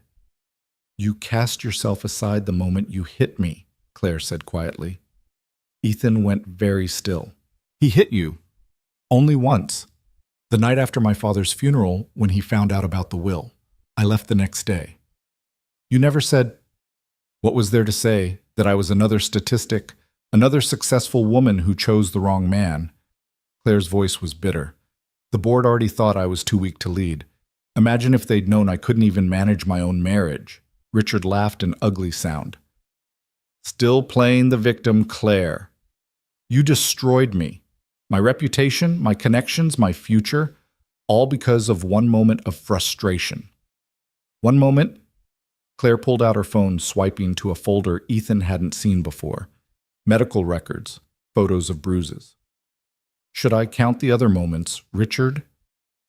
The push down the stairs that you convinced me was an accident, the grabbed wrists, the thrown glasses, ancient history, but Richard's face had gone pale. None of that matters now. Sign the papers, and everyone walks away. I've got a better offer, Claire said. You release Emma. Now turn yourself in, and I don't release these records to every media outlet in the city. You might avoid jail time for the kidnapping claim. It was a misunderstanding. You thought you were helping. But attempted murder, conspiracy, assault, those are harder to explain. You wouldn't. The scandal would last a news cycle. My company would survive. Your reputation wouldn't. Richard's hand was shaking now, scotch sloshing in the glass. You've destroyed everything else. Why not my last shred of dignity? Because I'm not you, Claire said simply. I don't enjoy causing pain. Release Emma, and this ends. For a moment, Ethan thought Richard might agree. His shoulders sagged, the fight seeming to drain from him. Then his eyes hardened. No, I've come too far to walk away with nothing. He pulled a gun from his jacket, pointing it at Claire. Sign the papers or I paint this room with your blood. Then the kid disappears. You think I'm working alone? I have partners, Claire. People who want your technology, your patents. They'll raise the girl, maybe? Or maybe she ends up in the system. Foster care is rough for pretty little things like her. Ethan moved without thinking, stepping between Claire and the gun. You'll have to shoot me first. The hero again. How tedious. Richard's aim shifted to Ethan. Fine. You first, then her. The kid will have quite the trauma to process. Richard! A new voice from the doorway. David Morse walked in, flanked by 2 men in expensive suits. This wasn't the plan. Plans change, David. Your arrest necessitated improvisation. My arrest was temporary. My lawyers will have me out within the hour. But this, David gestured at the scene, kidnapping a child, murder. This isn't what we agreed to. We agreed to remove Claire from power. This accomplishes that. We agreed to a hostile takeover, not a massacre. David pulled out his own gun, pointing it at Richard. Let the girl go. You spineless... The window exploded inward. Claire's security team rappelling from the roof, Detective Morse and the police bursting through the main door. Richard spun, firing wildly. Ethan felt the bullet whisper past his ear, saw Claire dive behind the couch, heard Emma scream from the bedroom. The bodyguard by Emma's door reached for his weapon. Ethan crossed the room in 3 strides, his injured arm screaming as he tackled the man. They crashed into the wall, grappling for the gun. The man was bigger, stronger, but Ethan had desperation on his side. He thought of Emma feet away, terrified, and found strength he didn't know existed. The gun went off deafening in the enclosed space. The bodyguard went limp. Ethan rolled away, covered in blood, not sure if it was his or the other man's. He crawled to the bedroom door, throwing it open. Emma was under the bed, hands over her ears, crying. Ethan pulled her out, wrapping his body around hers. It's okay, baby. I've got you. I've got you. The suite was suddenly full of police EMTs' chaos. Someone was reading Richard his rights. David was already in cuffs, trying to negotiate with anyone who would listen. Claire appeared at Ethan's side, her perfect suit torn a cut on her cheek. She's okay. Ethan held Emma tighter, feeling her heart race against his chest. We're okay. But they weren't, not really. Emma was clinging to him like she had when she was 3 and scared of thunderstorms. Ethan's entire body was one large bruise, his reopened wound seeping through the expensive suit. And Claire. Claire looked shattered, the weight of what had almost happened crushing her. "This is my fault," she whispered. "All of it." "No," Ethan said firmly. "This is Richard's fault, David's fault, the fault of greedy small men who couldn't stand to see you succeed." Detective Morse approached them. "We need statements, but it can wait. EMTs want to check you all out first." "I want to go home," Emma said, her voice small. "Can we just go home?" Home. Their tiny apartment that now seemed like the safest place in the world. But Ethan looked at Claire, saw the isolation settling over her like a shroud, and made a decision. "We're all going home. Together." Claire looked up surprised. "Ethan, you don't have to—" "Yes, I do. You're not going back to that empty penthouse tonight. You're coming with us." For once, Claire didn't argue. The apartment had never felt smaller than it did with Claire Donovan, sitting on their second-hand couch, still in her torn designer suit, holding a cup of tea Mrs. Rodriguez had pressed into her hands. Emma was tucked between them, refusing to let go of Ethan's hand, even as exhaustion pulled her toward sleep.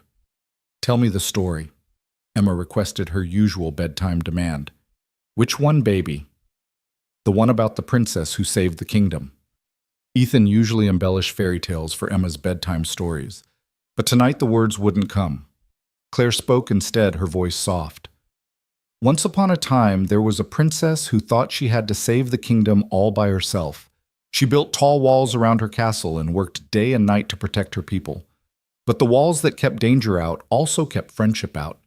Love out. Life out." Emma's eyes were growing heavy.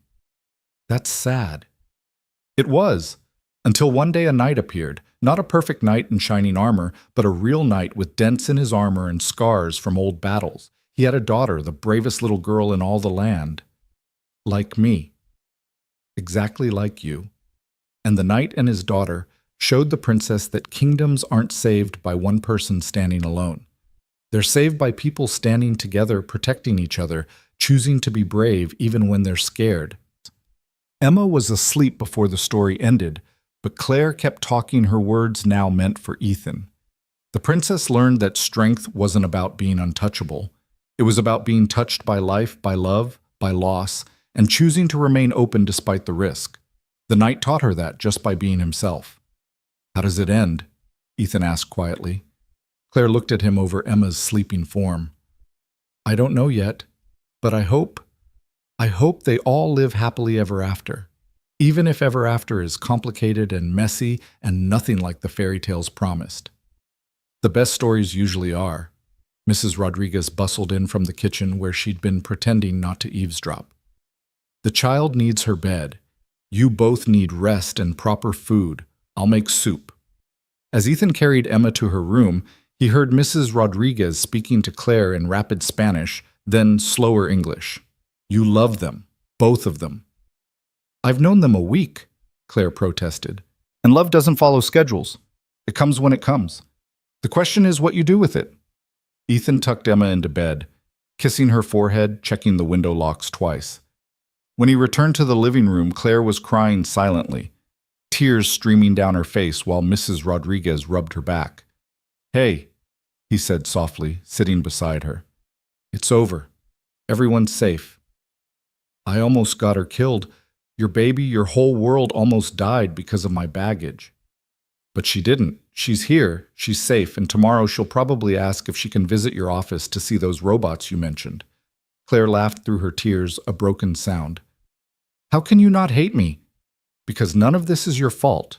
Because you stood between Richard and Emma without hesitation. Because—" He paused, weighing his words. "Because in 1 week, you've brought more light into our lives than we've had in 3 years. I've brought danger and chaos. You've brought purpose and possibility." He took her hand, threading their fingers together. "Emma and I were surviving before you, just going through the motions day after day. Now we're living. That's worth any risk." "You can't mean that." "I've never meant anything more." Mrs. Rodriguez returned with bowls of soup that none of them could eat. The events of the day sat heavy in the room, the what-ifs and might-have-beens haunting every corner. "I should go," Claire said eventually. "Let you rest. Stay." Ethan. "Stay. Sleep on the couch. Be here when Emma wakes up. She'll need to see you're okay, too." "Why would she need to see me?" "Because she loves you," Ethan said simply. 7-year-olds don't do complicated. She loves you, and she'll need to know you didn't leave because of what happened. Claire looked around the tiny apartment, the crayon drawings on the walls, the framed photos of Sarah, the life built from love and loss and determination. "Okay," she whispered. "I'll stay." Later, after Claire had fallen asleep on the couch, wrapped in Emma's favorite blanket, after Mrs. Rodriguez had gone home with promises to check in tomorrow, Ethan sat at his kitchen table and tried to process the day. His daughter had been kidnapped. He'd killed a man. Claire's ex-husband was going to prison. The board of Donovan Industries was in chaos.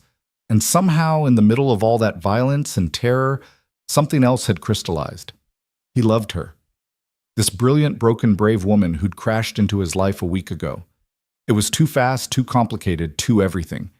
But it was also undeniable. His phone buzzed, a text from an unknown number. "This isn't over. David and Richard were amateurs. The real players are coming. Protect her. A friend." Ethan deleted the message, but the words lingered. He looked at Claire sleeping on his couch at Emma's door at the life they were trying to build from the wreckage. Tomorrow would bring new challenges. The media would descend the story of the CEO and the warehouse worker who saved her going viral. There would be questions, investigations, threats both old and new. The fairy tale was far from over and not all dragons had been slain.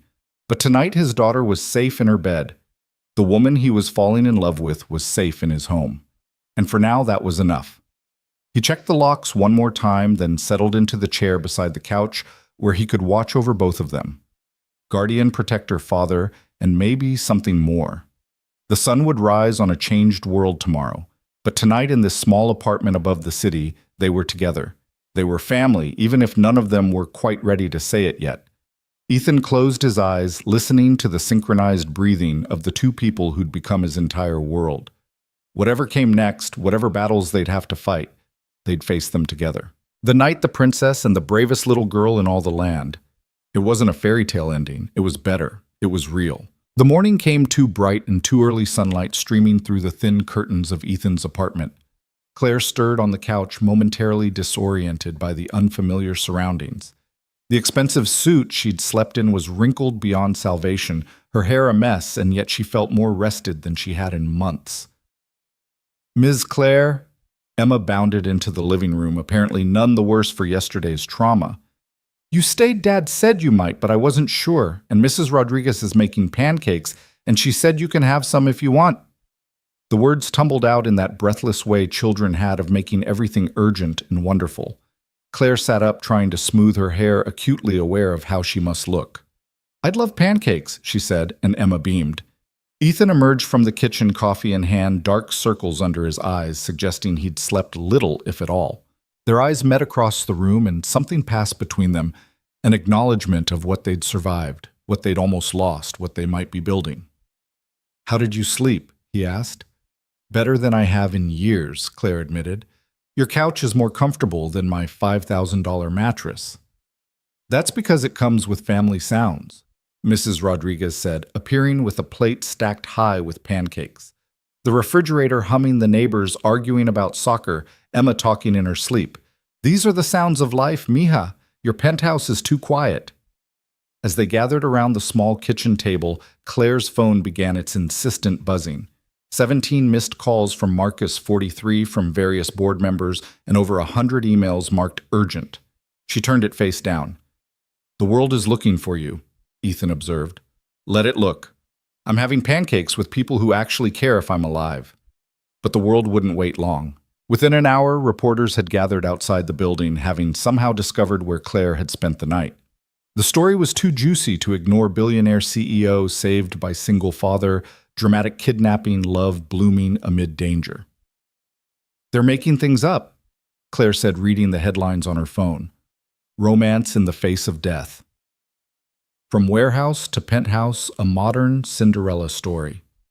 They don't know anything about us. They know enough." Ethan said quietly. They know I care about you. That's probably obvious to anyone watching.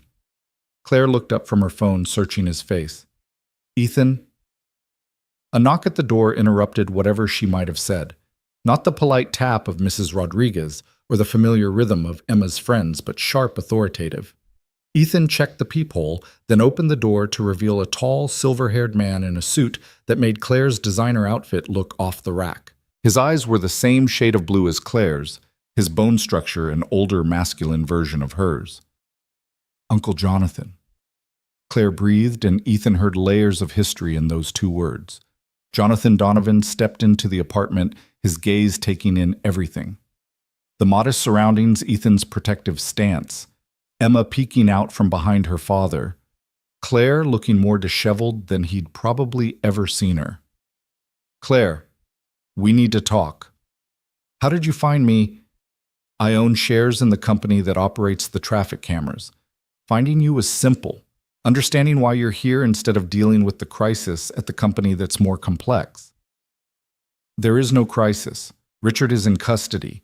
David is cooperating with authorities, and 3 more board members have called emergency meetings. The Japanese investors are threatening to pull out. The stock has dropped 12% in overnight trading. Jonathan's voice was calm, almost gentle, but Ethan recognized the steel underneath. You're the CEO, Claire. This is when you need to be at the helm, not playing house in... He gestured vaguely at the apartment. Whatever this is. This is my friend's home, Claire said, standing straighter. The friend who saved my life, twice. Jonathan's gaze shifted to Ethan, assessing. Mr. Cole, I've read about you.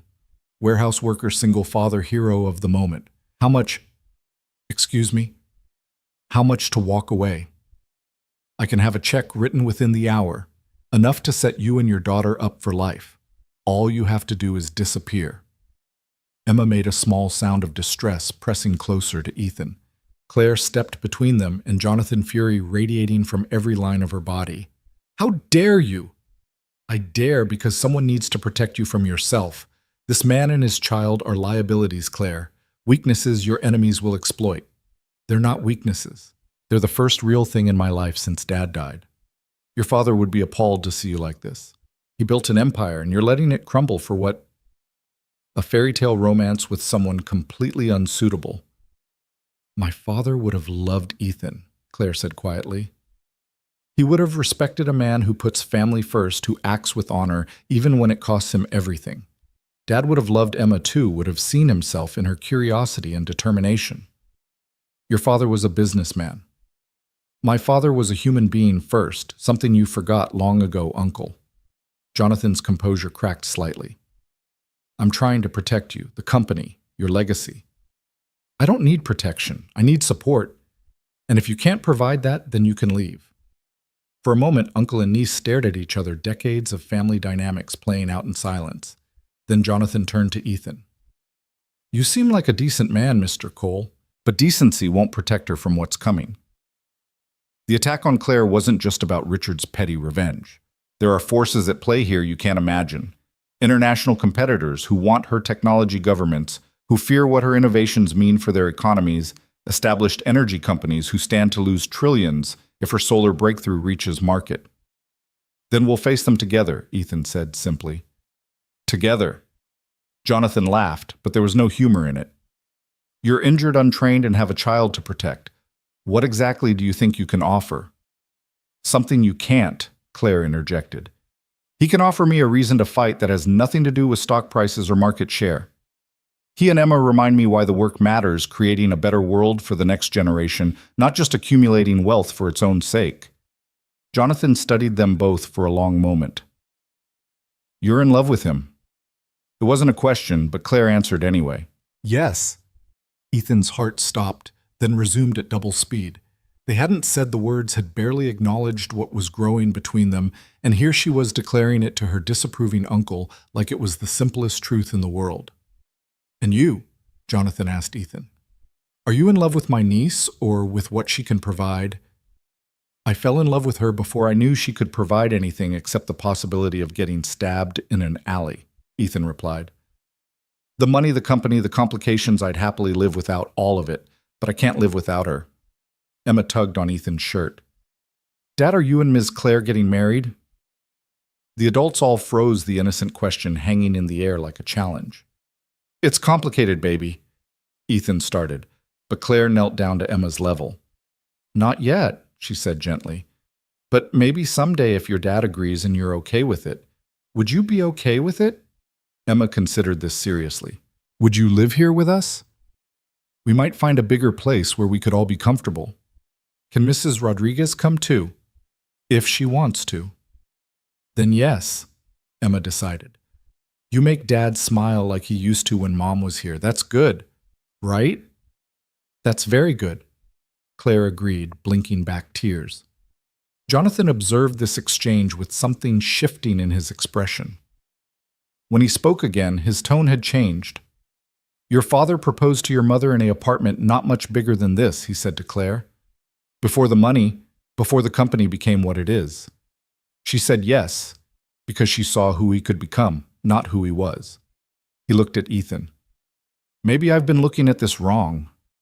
Uncle, the board is meeting in 3 hours.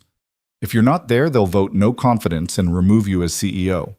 But if you show up with Mr. Cole, make it clear that this is your choice, your life, your decision that might actually strengthen your position. Because it shows you're not afraid. Not of them, not of public opinion, not of anything. Your father's greatest strength was his fearlessness. Maybe it's time you reminded them you're his daughter. Jonathan moved toward the door, then paused. Mr. Cole, that offer stands, but for a different reason. Not to leave, but to stay. Professional security training, a proper team, whatever you need to keep them safe. Both of them. After he left, the apartment felt smaller, the weight of decision pressing down on all of them. You don't have to come to the meeting, Claire said to Ethan. This could get ugly. The press will dig into everything: Sarah's death, your finances, every mistake you've ever made. Will you be there? Of course. Then I'll be there. Dad has to wear his nice suit again, Emma announced. The one that makes him look like James Bond. Despite everything, they laughed. But the laughter died as Claire's phone rang. Marcus, and from her expression when she answered, the news wasn't good. What do you mean, evacuated the entire building? She listened, her face paling. A bomb threat. Are you? Yes, I understand. No, I'm safe. I'm with Ethan. She hung up, hands trembling slightly. Someone called in a bomb threat to the Donovan building. They're evacuating all 40 floors. The message said this was just the beginning unless I step down. We're going to the police, Ethan said immediately. No, we're going to the building. If I don't show up, if I let them see fear, it's over. Everything my father built dies. Claire, this is insane. This is my life. The words came out sharp, desperate. Don't you understand? If I back down now, they win. All of them. Every person who said a woman couldn't run this company, every competitor hoping to steal our technology, every small mind that can't stand to see someone like me succeed. Someone like you. Young, female, unwilling to play by their old boys' club rules. She was pacing now, energy crackling around her like electricity. My solar technology could revolutionize energy access in developing nations, could literally save the planet from climate disaster. And they want to stop it because it threatens their profit margins. Then we fight, Ethan said. But we fight smart. You don't walk into a building that might explode. The bomb squad is already there. They'll clear it. And if they don't, if this is real, Claire stopped pacing, turning to face him. Then I die doing something that matters, protecting something worth protecting. Isn't that what you did? Stepping in front of that knife? That was different. How was it different? Because I was protecting a person. You're protecting a company. I'm protecting the future. The words echoed in the small apartment. Every solar panel we produce, every innovation we develop, every barrier we break, it all matters. It all adds up to a world where Emma and kids like her don't have to inherit our disasters. Emma had been quietly coloring during this exchange, but now she looked up. Ms. Claire, are you a superhero? The question broke the tension, Claire's anger deflating. No, sweetheart. I'm just trying to do the right thing. That's what superheroes do, Emma said, matter-of-factly returning to her coloring. Ethan's phone buzzed. The unknown number from last night. Building is clear, real threat isn't there. It's at the board meeting location. They've moved it to the Whitmore Hotel. Presidential suite, don't trust anyone. A friend. He showed the message to Claire. Someone's helping us. Or leading us into a trap. Only one way to find out. They made an unlikely procession, heading to the Whitmore Hotel. Claire in her wrinkled designer suit, Ethan in his funeral-turned bodyguard attire, Emma insisting on coming because families stick together, and Mrs. Rodriguez refusing to stay behind with her children, heading into danger.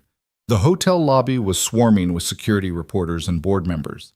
The moment Claire entered, cameras started flashing questions flying like bullets. Ms. Donovan, is it true you spent the night with your bodyguard? Are you stepping down as CEO? What's your response to claims that you're emotionally unstable? Claire walked through them like they were ghosts. Head high. Ethan at her right side, Emma holding her left hand. The image would be on every front page tomorrow, the billionaire and the warehouse worker's daughter, fingers intertwined. The elevator to the presidential suite was private, requiring a special key. Marcus was waiting. His usual composure cracked. Claire, thank God. It's chaos. Half the board wants you out immediately. The other half is fighting about who should replace you. And there's something else. The elevator doors opened to reveal the suite transformed into a boardroom battlefield. Men in expensive suits clustered in groups, voices, raised papers scattered across every surface. They all turned when Claire entered conversations, dying mid-sentence. Gentlemen, Claire said coolly, and Margaret, I understand there are concerns. Concerns? A red-faced man Ethan recognized as Gerald Whitmore, the hotel's owner and a major shareholder, stepped forward. You've turned this company into a circus. Attacks, kidnappings, your personal life splashed across every tabloid. My personal life is not up for discussion. It is when it affects stock prices, another man shouted. We've lost hundreds of millions in value in 2 days. Paper losses, Claire countered. The fundamentals haven't changed. Our technology is still revolutionary. Our contracts are still solid. The only thing that's changed is that some of you have shown your true colors. What's that supposed to mean? Claire pulled out her phone, connecting it to the suite's presentation system. I've had an interesting morning. My uncle, who some of you know, has access to certain resources.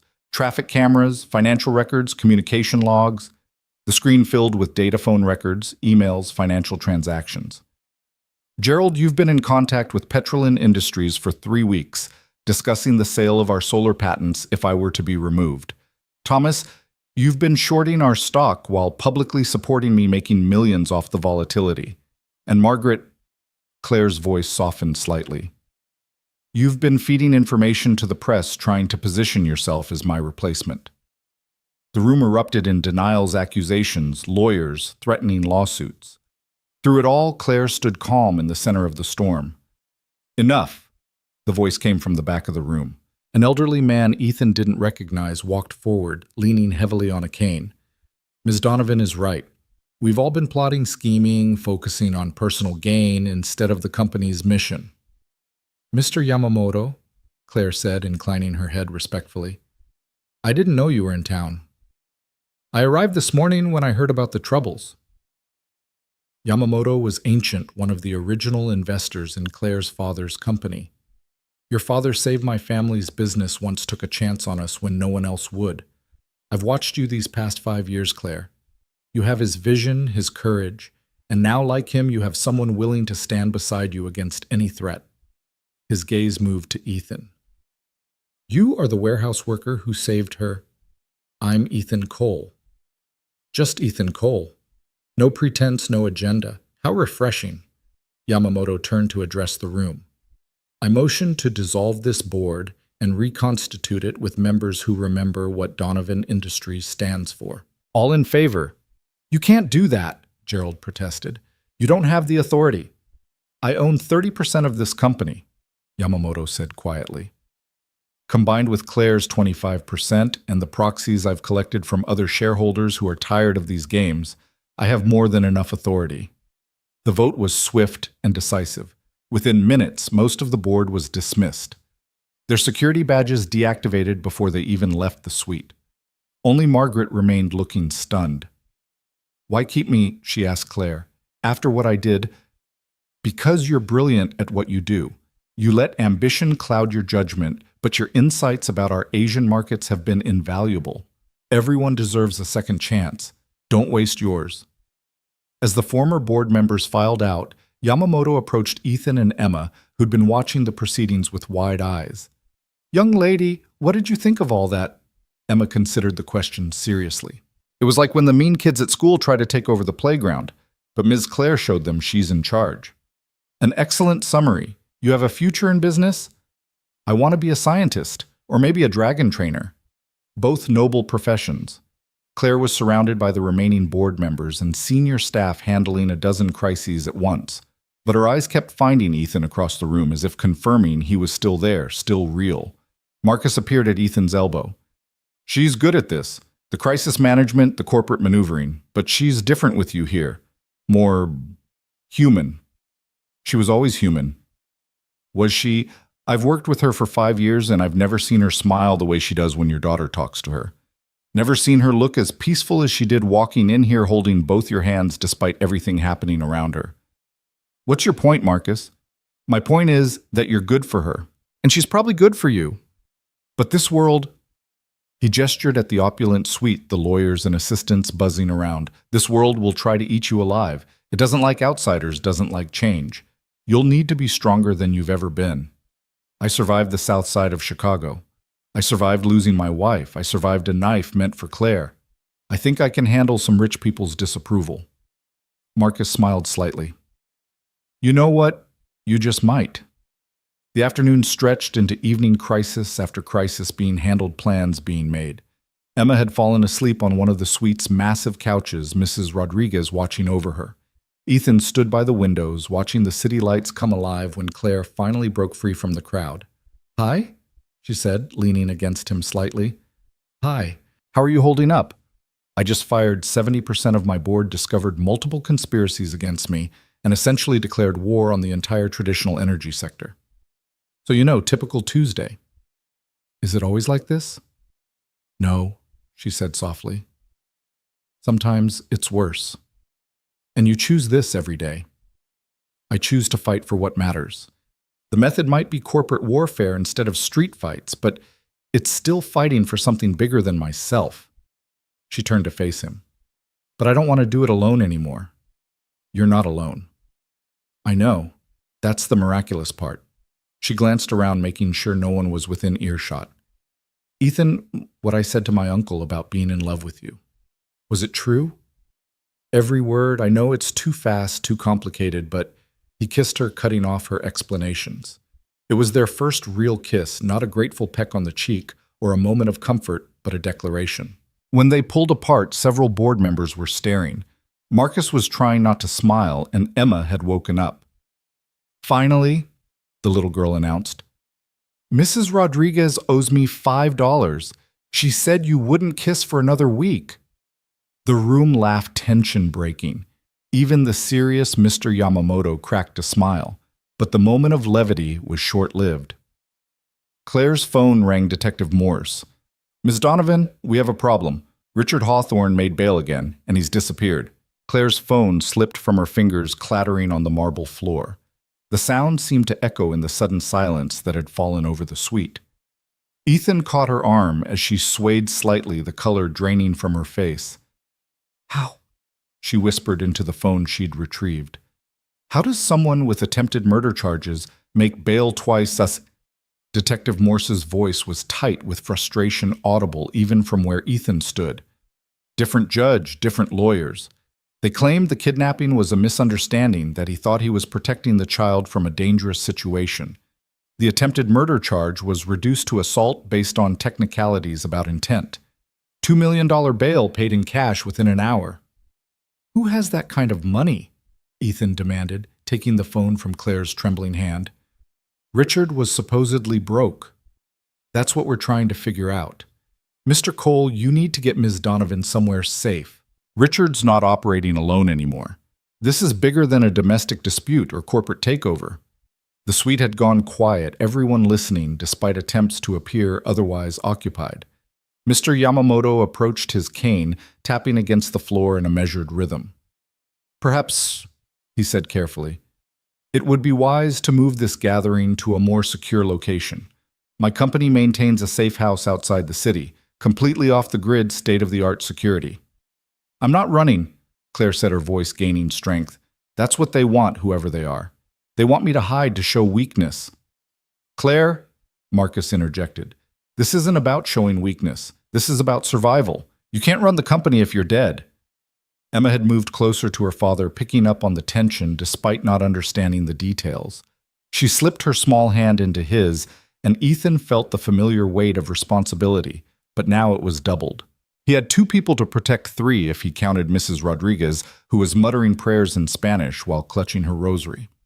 "There's something else," Detective Morse continued. "We found David Morse's body an hour ago. Staged to look like suicide, but forensics suggests otherwise. Whatever he knew, whoever he was working with, they cleaned up that loose end." Claire sank into a chair, the weight of it all finally showing. "David's dead. I'm sorry, Ms. Donovan. I know he betrayed you, but he was still a person, a stupid, greedy person, but he didn't deserve to die." She looked up at Ethan. "How many more people are going to die because of me?" "Because of them," Ethan corrected firmly. "The people doing this are responsible, not you."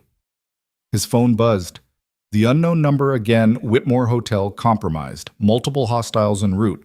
Northwest service elevator is clear for next 3 minutes.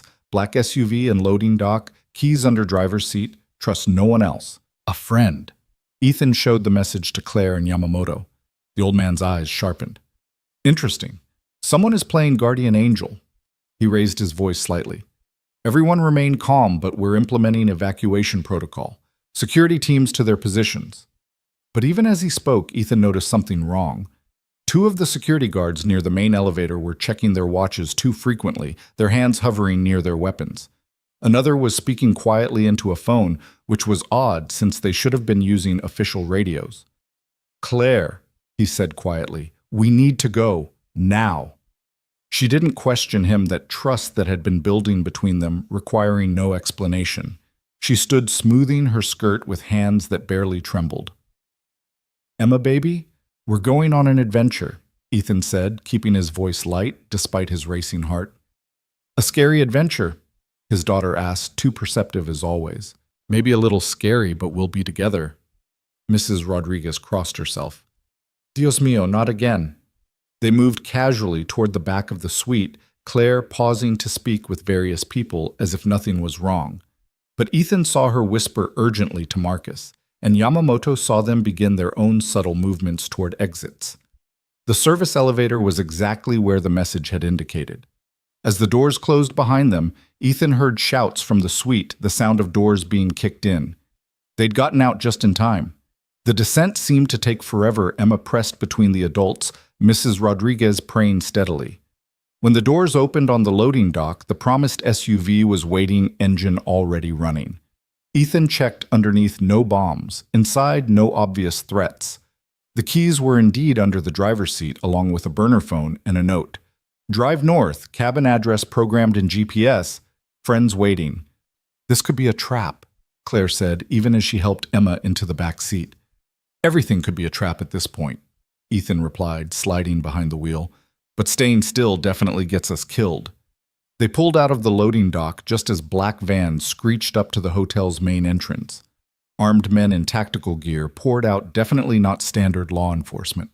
"Mercenaries," Claire breathed. "Someone hired actual mercenaries." Ethan drove with controlled urgency, not fast enough to draw attention, but quick enough to put distance between them and the hotel. The GPS directed them north out of the city into the darkness of rural Illinois. Emma had fallen asleep against Mrs. Rodriguez, the exhaustion of the past days finally claiming her. Claire sat in the passenger seat, her phone dark in her lap. "I should call the FBI," she said. "Homeland Security, someone. And tell them that mysterious forces are trying to kill you, that you're getting help from an anonymous source. They'll think you're paranoid." "Aren't I?" "No, paranoid implies the threat isn't real. This is very real." They drove in silence for 20 minutes before Claire spoke again. I'm sorry I dragged you into this. You didn't drag me anywhere. I jumped. Why really? Why? And don't say it's because you love me. You didn't love me when you stepped in front of that knife. Ethan considered the question, the dark highway stretching ahead of them. My whole life I've watched from the sidelines, watched other people succeed, watched Sarah get sick, watched our savings disappear. I was so focused on just surviving that I forgot what it felt like to actually do something that mattered. Saving a stranger's life matters. It was more than that. It was choosing to act instead of just react. For the first time in 3 years, I made a choice that wasn't about merely getting through another day. He glanced at her. And then you turned out to be you, and suddenly I had more choices. Bigger ones, scary ones, but all of them about living instead of just surviving. I don't want you to die for those choices. I don't plan to, but I also don't plan to go back to that half-life I was living before. The GPS directed them off the highway onto increasingly narrow roads. Forest pressed in on both sides, the darkness complete except for their headlights. Finally, after an hour of driving, they arrived at a modest cabin that looked abandoned from the outside. But as they parked, lights came on, and a familiar figure stepped onto the porch. Jonathan, Claire gasped. Her uncle looked different, dressed in tactical clothing instead of his usual suit, a rifle held casually but competently in his hands. Took you long enough, he said. Come inside, we have a lot to discuss. The cabin's rustic exterior was a lie. Inside was state-of-the-art security equipment, computers, weapons, and supplies for a long siege. 2 other people were present, a young woman with multiple laptops open before her, and a massive man who looked like he could bench press a car. Claire, meet my real team, Jonathan said. Not the corporate lawyers you usually see, but the people who actually keep our family safe. Our family has a private military, Claire asked, stunned. Your father's money came from somewhere before the legitimate businesses, Jonathan said carefully. He left that world behind, but he knew it might follow him, follow you, so he made arrangements. You're telling me Dad was what, some kind of crime lord, more like a very successful smuggler who went legitimate, but he made enemies in his previous life, and those enemies have long memories. Richard was never the real threat, Claire. He was just a tool being used by much more dangerous people. The young woman at the computer spoke up. I'm the one who's been sending the warnings. Name's Alex. Your uncle hired me to monitor threats against you, but I had to stay hidden until now. Why? Ethan demanded. Why all the secrecy? Because someone in Claire's inner circle has been feeding information to her enemies for years, Jonathan said. Not David, he was recent. Someone else. Someone close. Claire's phone rang. Marcus. Don't answer that, Jonathan said sharply.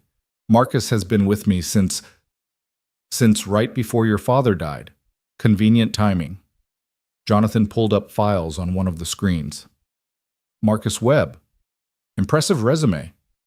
Harvard MBA, worked for 3 Fortune 500 companies before joining Donovan Industries. But dig deeper and things get interesting. His previous employers all suffered massive losses after he left. Industrial espionage was suspected but never proven. No. Claire shook her head. Marcus has been loyal. He's helped me through everything. Has he been positioning himself as indispensable while feeding information to competitors? Alex pulled up financial records.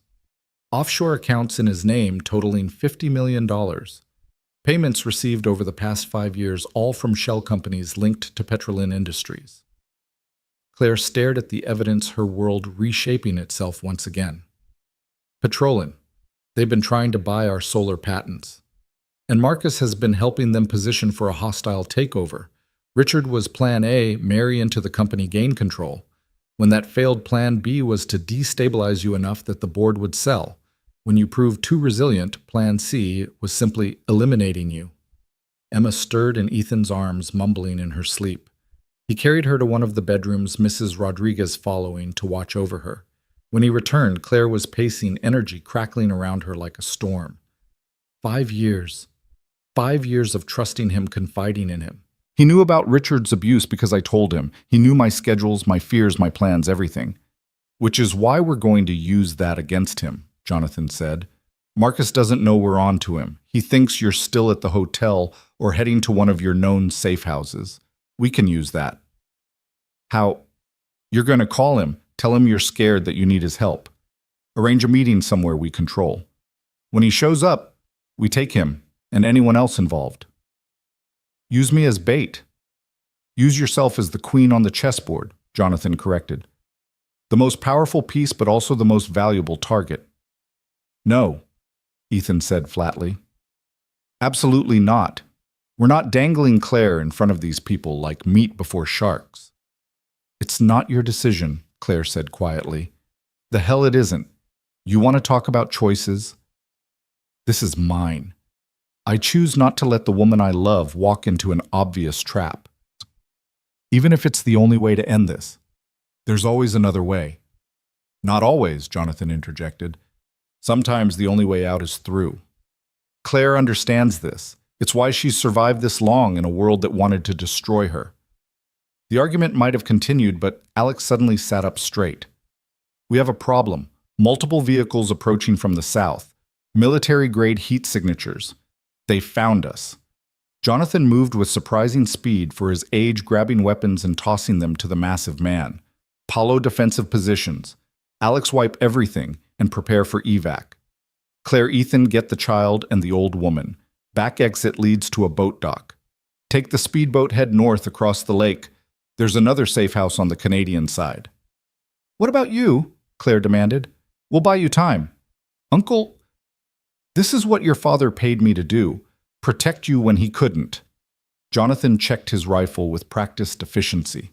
20 years ago, your father saved my life. Let me return the favor. Gunfire erupted from the tree-lined windows, shattering.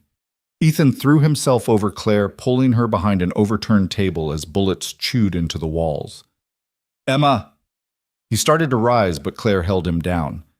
Mrs. Rodriguez has her. They're safe in the back room. Paulo returned fire from a fortified position, his massive frame somehow graceful as he moved between windows. Alex worked frantically at her computers, presumably destroying sensitive data. Go! Jonathan shouted. Now! They crawled toward the back rooms, splinters raining down as automatic weapons turned the cabin into Swiss cheese. Ethan kicked open the bedroom door to find Mrs. Rodriguez huddled in a corner with Emma shielding the girl with her own body. We're leaving, he said, scooping Emma up.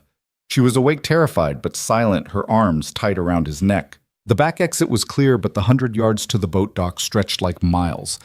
They ran in a crouch, Claire leading Ethan, carrying Emma. Mrs. Rodriguez struggling to keep up. Behind them, the gunfire intensified, explosions now mixing with the automatic weapons. The speedboat was a sleek thing built for exactly this kind of escape.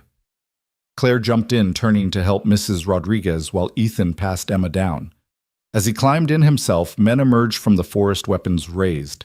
Claire had the engine started before they could fire, the boat lurching forward as bullets sparked off the hull. Ethan pulled everyone down, covering Emma and Mrs. Rodriguez with his body as Claire drove with desperate skill. Where did you learn to drive a boat? He shouted over the engine. Summer camp, she shouted back. Very expensive summer camp. Despite everything, he laughed. Here they were fleeing for their lives across a dark lake toward Canada, and she was making jokes about her privileged childhood. The gunfire faded behind them, but Claire didn't slow down. The boat flew across the water, bouncing off waves, spray soaking them all. Emma was crying now, the silence broken, and Mrs. Rodriguez was praying louder than the engine. There! Claire pointed ahead where lights marked another dock. That must be it. But as they approached, Ethan saw figures waiting. His heart sank until he recognized one of them. Detective Morse, flanked by what looked like FBI agents. Federal agents, someone shouted through a megaphone. Cut the engine and prepare to be boarded. Claire complied, and within minutes they were surrounded by officials, weapons drawn, but not quite aimed at them. Ms. Donovan, Detective Morse said, helping them onto the dock. We've been looking for you. How did you find us? Your uncle called it in. Said you'd be coming this way, that you had evidence of international corporate espionage and conspiracy to commit murder. My uncle called you when? 3 hours ago, right after he confirmed Marcus Webb had hired the mercenaries. Claire stared at her. 3 hours ago, we were still at the hotel. How could he have known? Because I've been watching Marcus for months. Jonathan's voice came from behind them. He walked up somehow uninjured despite the firefight they'd just fled. The cabin attack was staged. My people firing blank special effects for the windows. We needed Marcus to believe he'd succeeded in flushing you out. You lied to us. Claire's voice was dangerous. You terrified Emma for a ruse. I did what was necessary, and it worked. Marcus is in custody along with 6 Petrolin executives who were waiting at the actual safe house to finish what Richard started. The FBI has everything: financial records, communications, proof of conspiracy, reaching to the highest levels of the energy sector. Claire slapped him. The sound echoed across the water, everyone freezing in shock. You used a child as a prop in your game, she said, voice shaking with fury. You traumatized an innocent little girl for what? To catch some corporate criminals. To save your life, Jonathan replied, rubbing his cheek. And hers, and his. Do you think Marcus would have stopped? Do you think Petrolin would have given up? They would have hunted you forever, and anyone close to you would have been collateral damage. We could have found another way. There was no other way that ended with certainty. Now it's over. Really over. Is it? Ethan asked Emma, still clinging to him, her tears soaking his shirt. Because from where I'm standing, we've got a traumatized child, an elderly woman who shouldn't have been involved in any of this, and a whole lot of broken trust. Trust, Jonathan said, looking at Claire, is a luxury in our world. Results are what matter. No, Claire said firmly. Trust is everything. It's the difference between surviving and living, between being alone and having a family. She moved to Ethan and Emma, wrapping her arms around both of them. This is my family now, and if you ever put them at risk again, uncle or not, I'll destroy you. Jonathan studied them for a long moment. Your father would be proud. He was soft like that too in the end. It's why he got out of the game.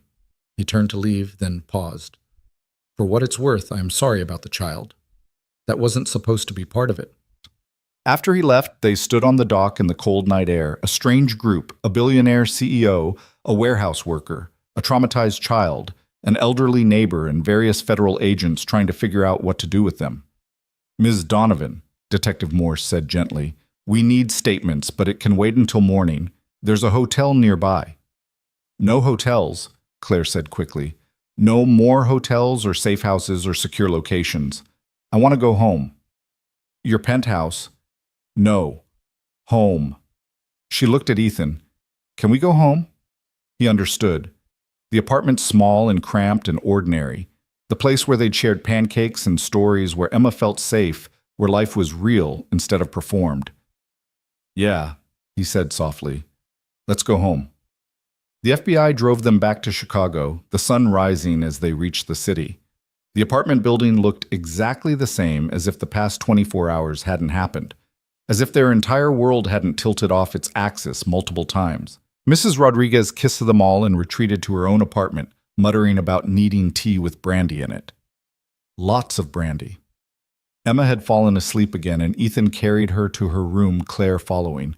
As he tucked his daughter in, Emma opened her eyes briefly. Miss Claire. Yes, sweetheart. Are the bad men gone now? Claire knelt beside the bed, smoothing Emma's hair. Yes, they're all gone. You're safe. Are you staying? Claire looked at Ethan, a question in her eyes. He nodded. I'm staying, she promised. Emma smiled and drifted back to sleep.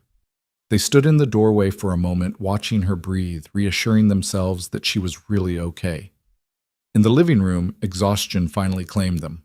They collapsed on the couch, Claire still in her destroyed designer suit, Ethan, in clothes that had seen too much action for one lifetime. It's really over, Ethan asked. The conspiracy is, Marcus is going to federal prison. Petrolin is under investigation. Richard, she paused. Richard will probably disappear into witness protection after he testifies. He knows too much for them to let him walk free, but not enough to be worth killing. And you I have a company to rebuild, a board to reconstitute, technology to bring to market. She turned to face him. But I don't want to do it alone. I want you with me, both of you. Claire, I'm not a corporate guy. I don't know anything about renewable energy or hostile takeovers, or you know about loyalty, about protection, about doing the right thing even when it costs everything. She took his hand. I need that. The company needs that. Someone who sees through the noise to what actually matters. What are you saying? I'm saying I love you. I'm saying I want to wake up next to you and Emma every morning. I'm saying I want to try to build something real together, even if it's complicated and messy and nothing like either of us planned. Ethan thought about the strange journey that had brought them here. A week ago, he'd been nobody special. Now he was sitting next to one of the most powerful women in the country, and she was asking him to share her life. I need to keep working, he said. Not at the warehouse, but something. I need to contribute. Head of security for Donovan Industries pays well. Excellent benefits. Your boss is supposedly difficult but fair. Supposedly? I hear she's mellowing, something about a 7-year-old's influence. He laughed, pulling her closer. All right, but we do this as equals. No more secrets, no more protecting each other from hard truths. We're partners or we're nothing. Partners? She agreed, sealing it with a kiss that tasted like promise and possibility. Outside Chicago was waking up. The sun painted the buildings gold, the city humming with its usual energy. Inside the small apartment, a new family was forming from the ashes of violence and betrayal. Not the family any of them had planned, but the one they'd chosen. Claire's phone buzzed with messages, the board, the media, the endless demands of her position. She turned it off, choosing instead to stay in this moment, in this place, with these people who'd become everything. What happens tomorrow? Ethan asked. Tomorrow we start rebuilding. The company, our lives, everything. It won't be easy. Nothing worth doing ever is. From her bedroom, Emma called out, Dad, Ms. Claire, can we have pancakes? They looked at each other and laughed, the sound filling the small apartment with something that had been missing for too long, joy. Pancakes it is, Claire said, standing and pulling Ethan up with her. But I'm warning you, I don't actually know how to cook. Good thing I do. Good thing indeed. As Ethan started mixing batter and Claire attempted to help, while mostly getting in the way, Emma emerged from her room dragging her favorite blanket. She climbed onto a kitchen stool, watching them with eyes that were older than they should be, but still held that spark of childhood wonder. Are you going to get married now? She asked with her characteristic directness. Claire and Ethan exchanged glances. They'd been through more in a week than most couples experienced in a lifetime.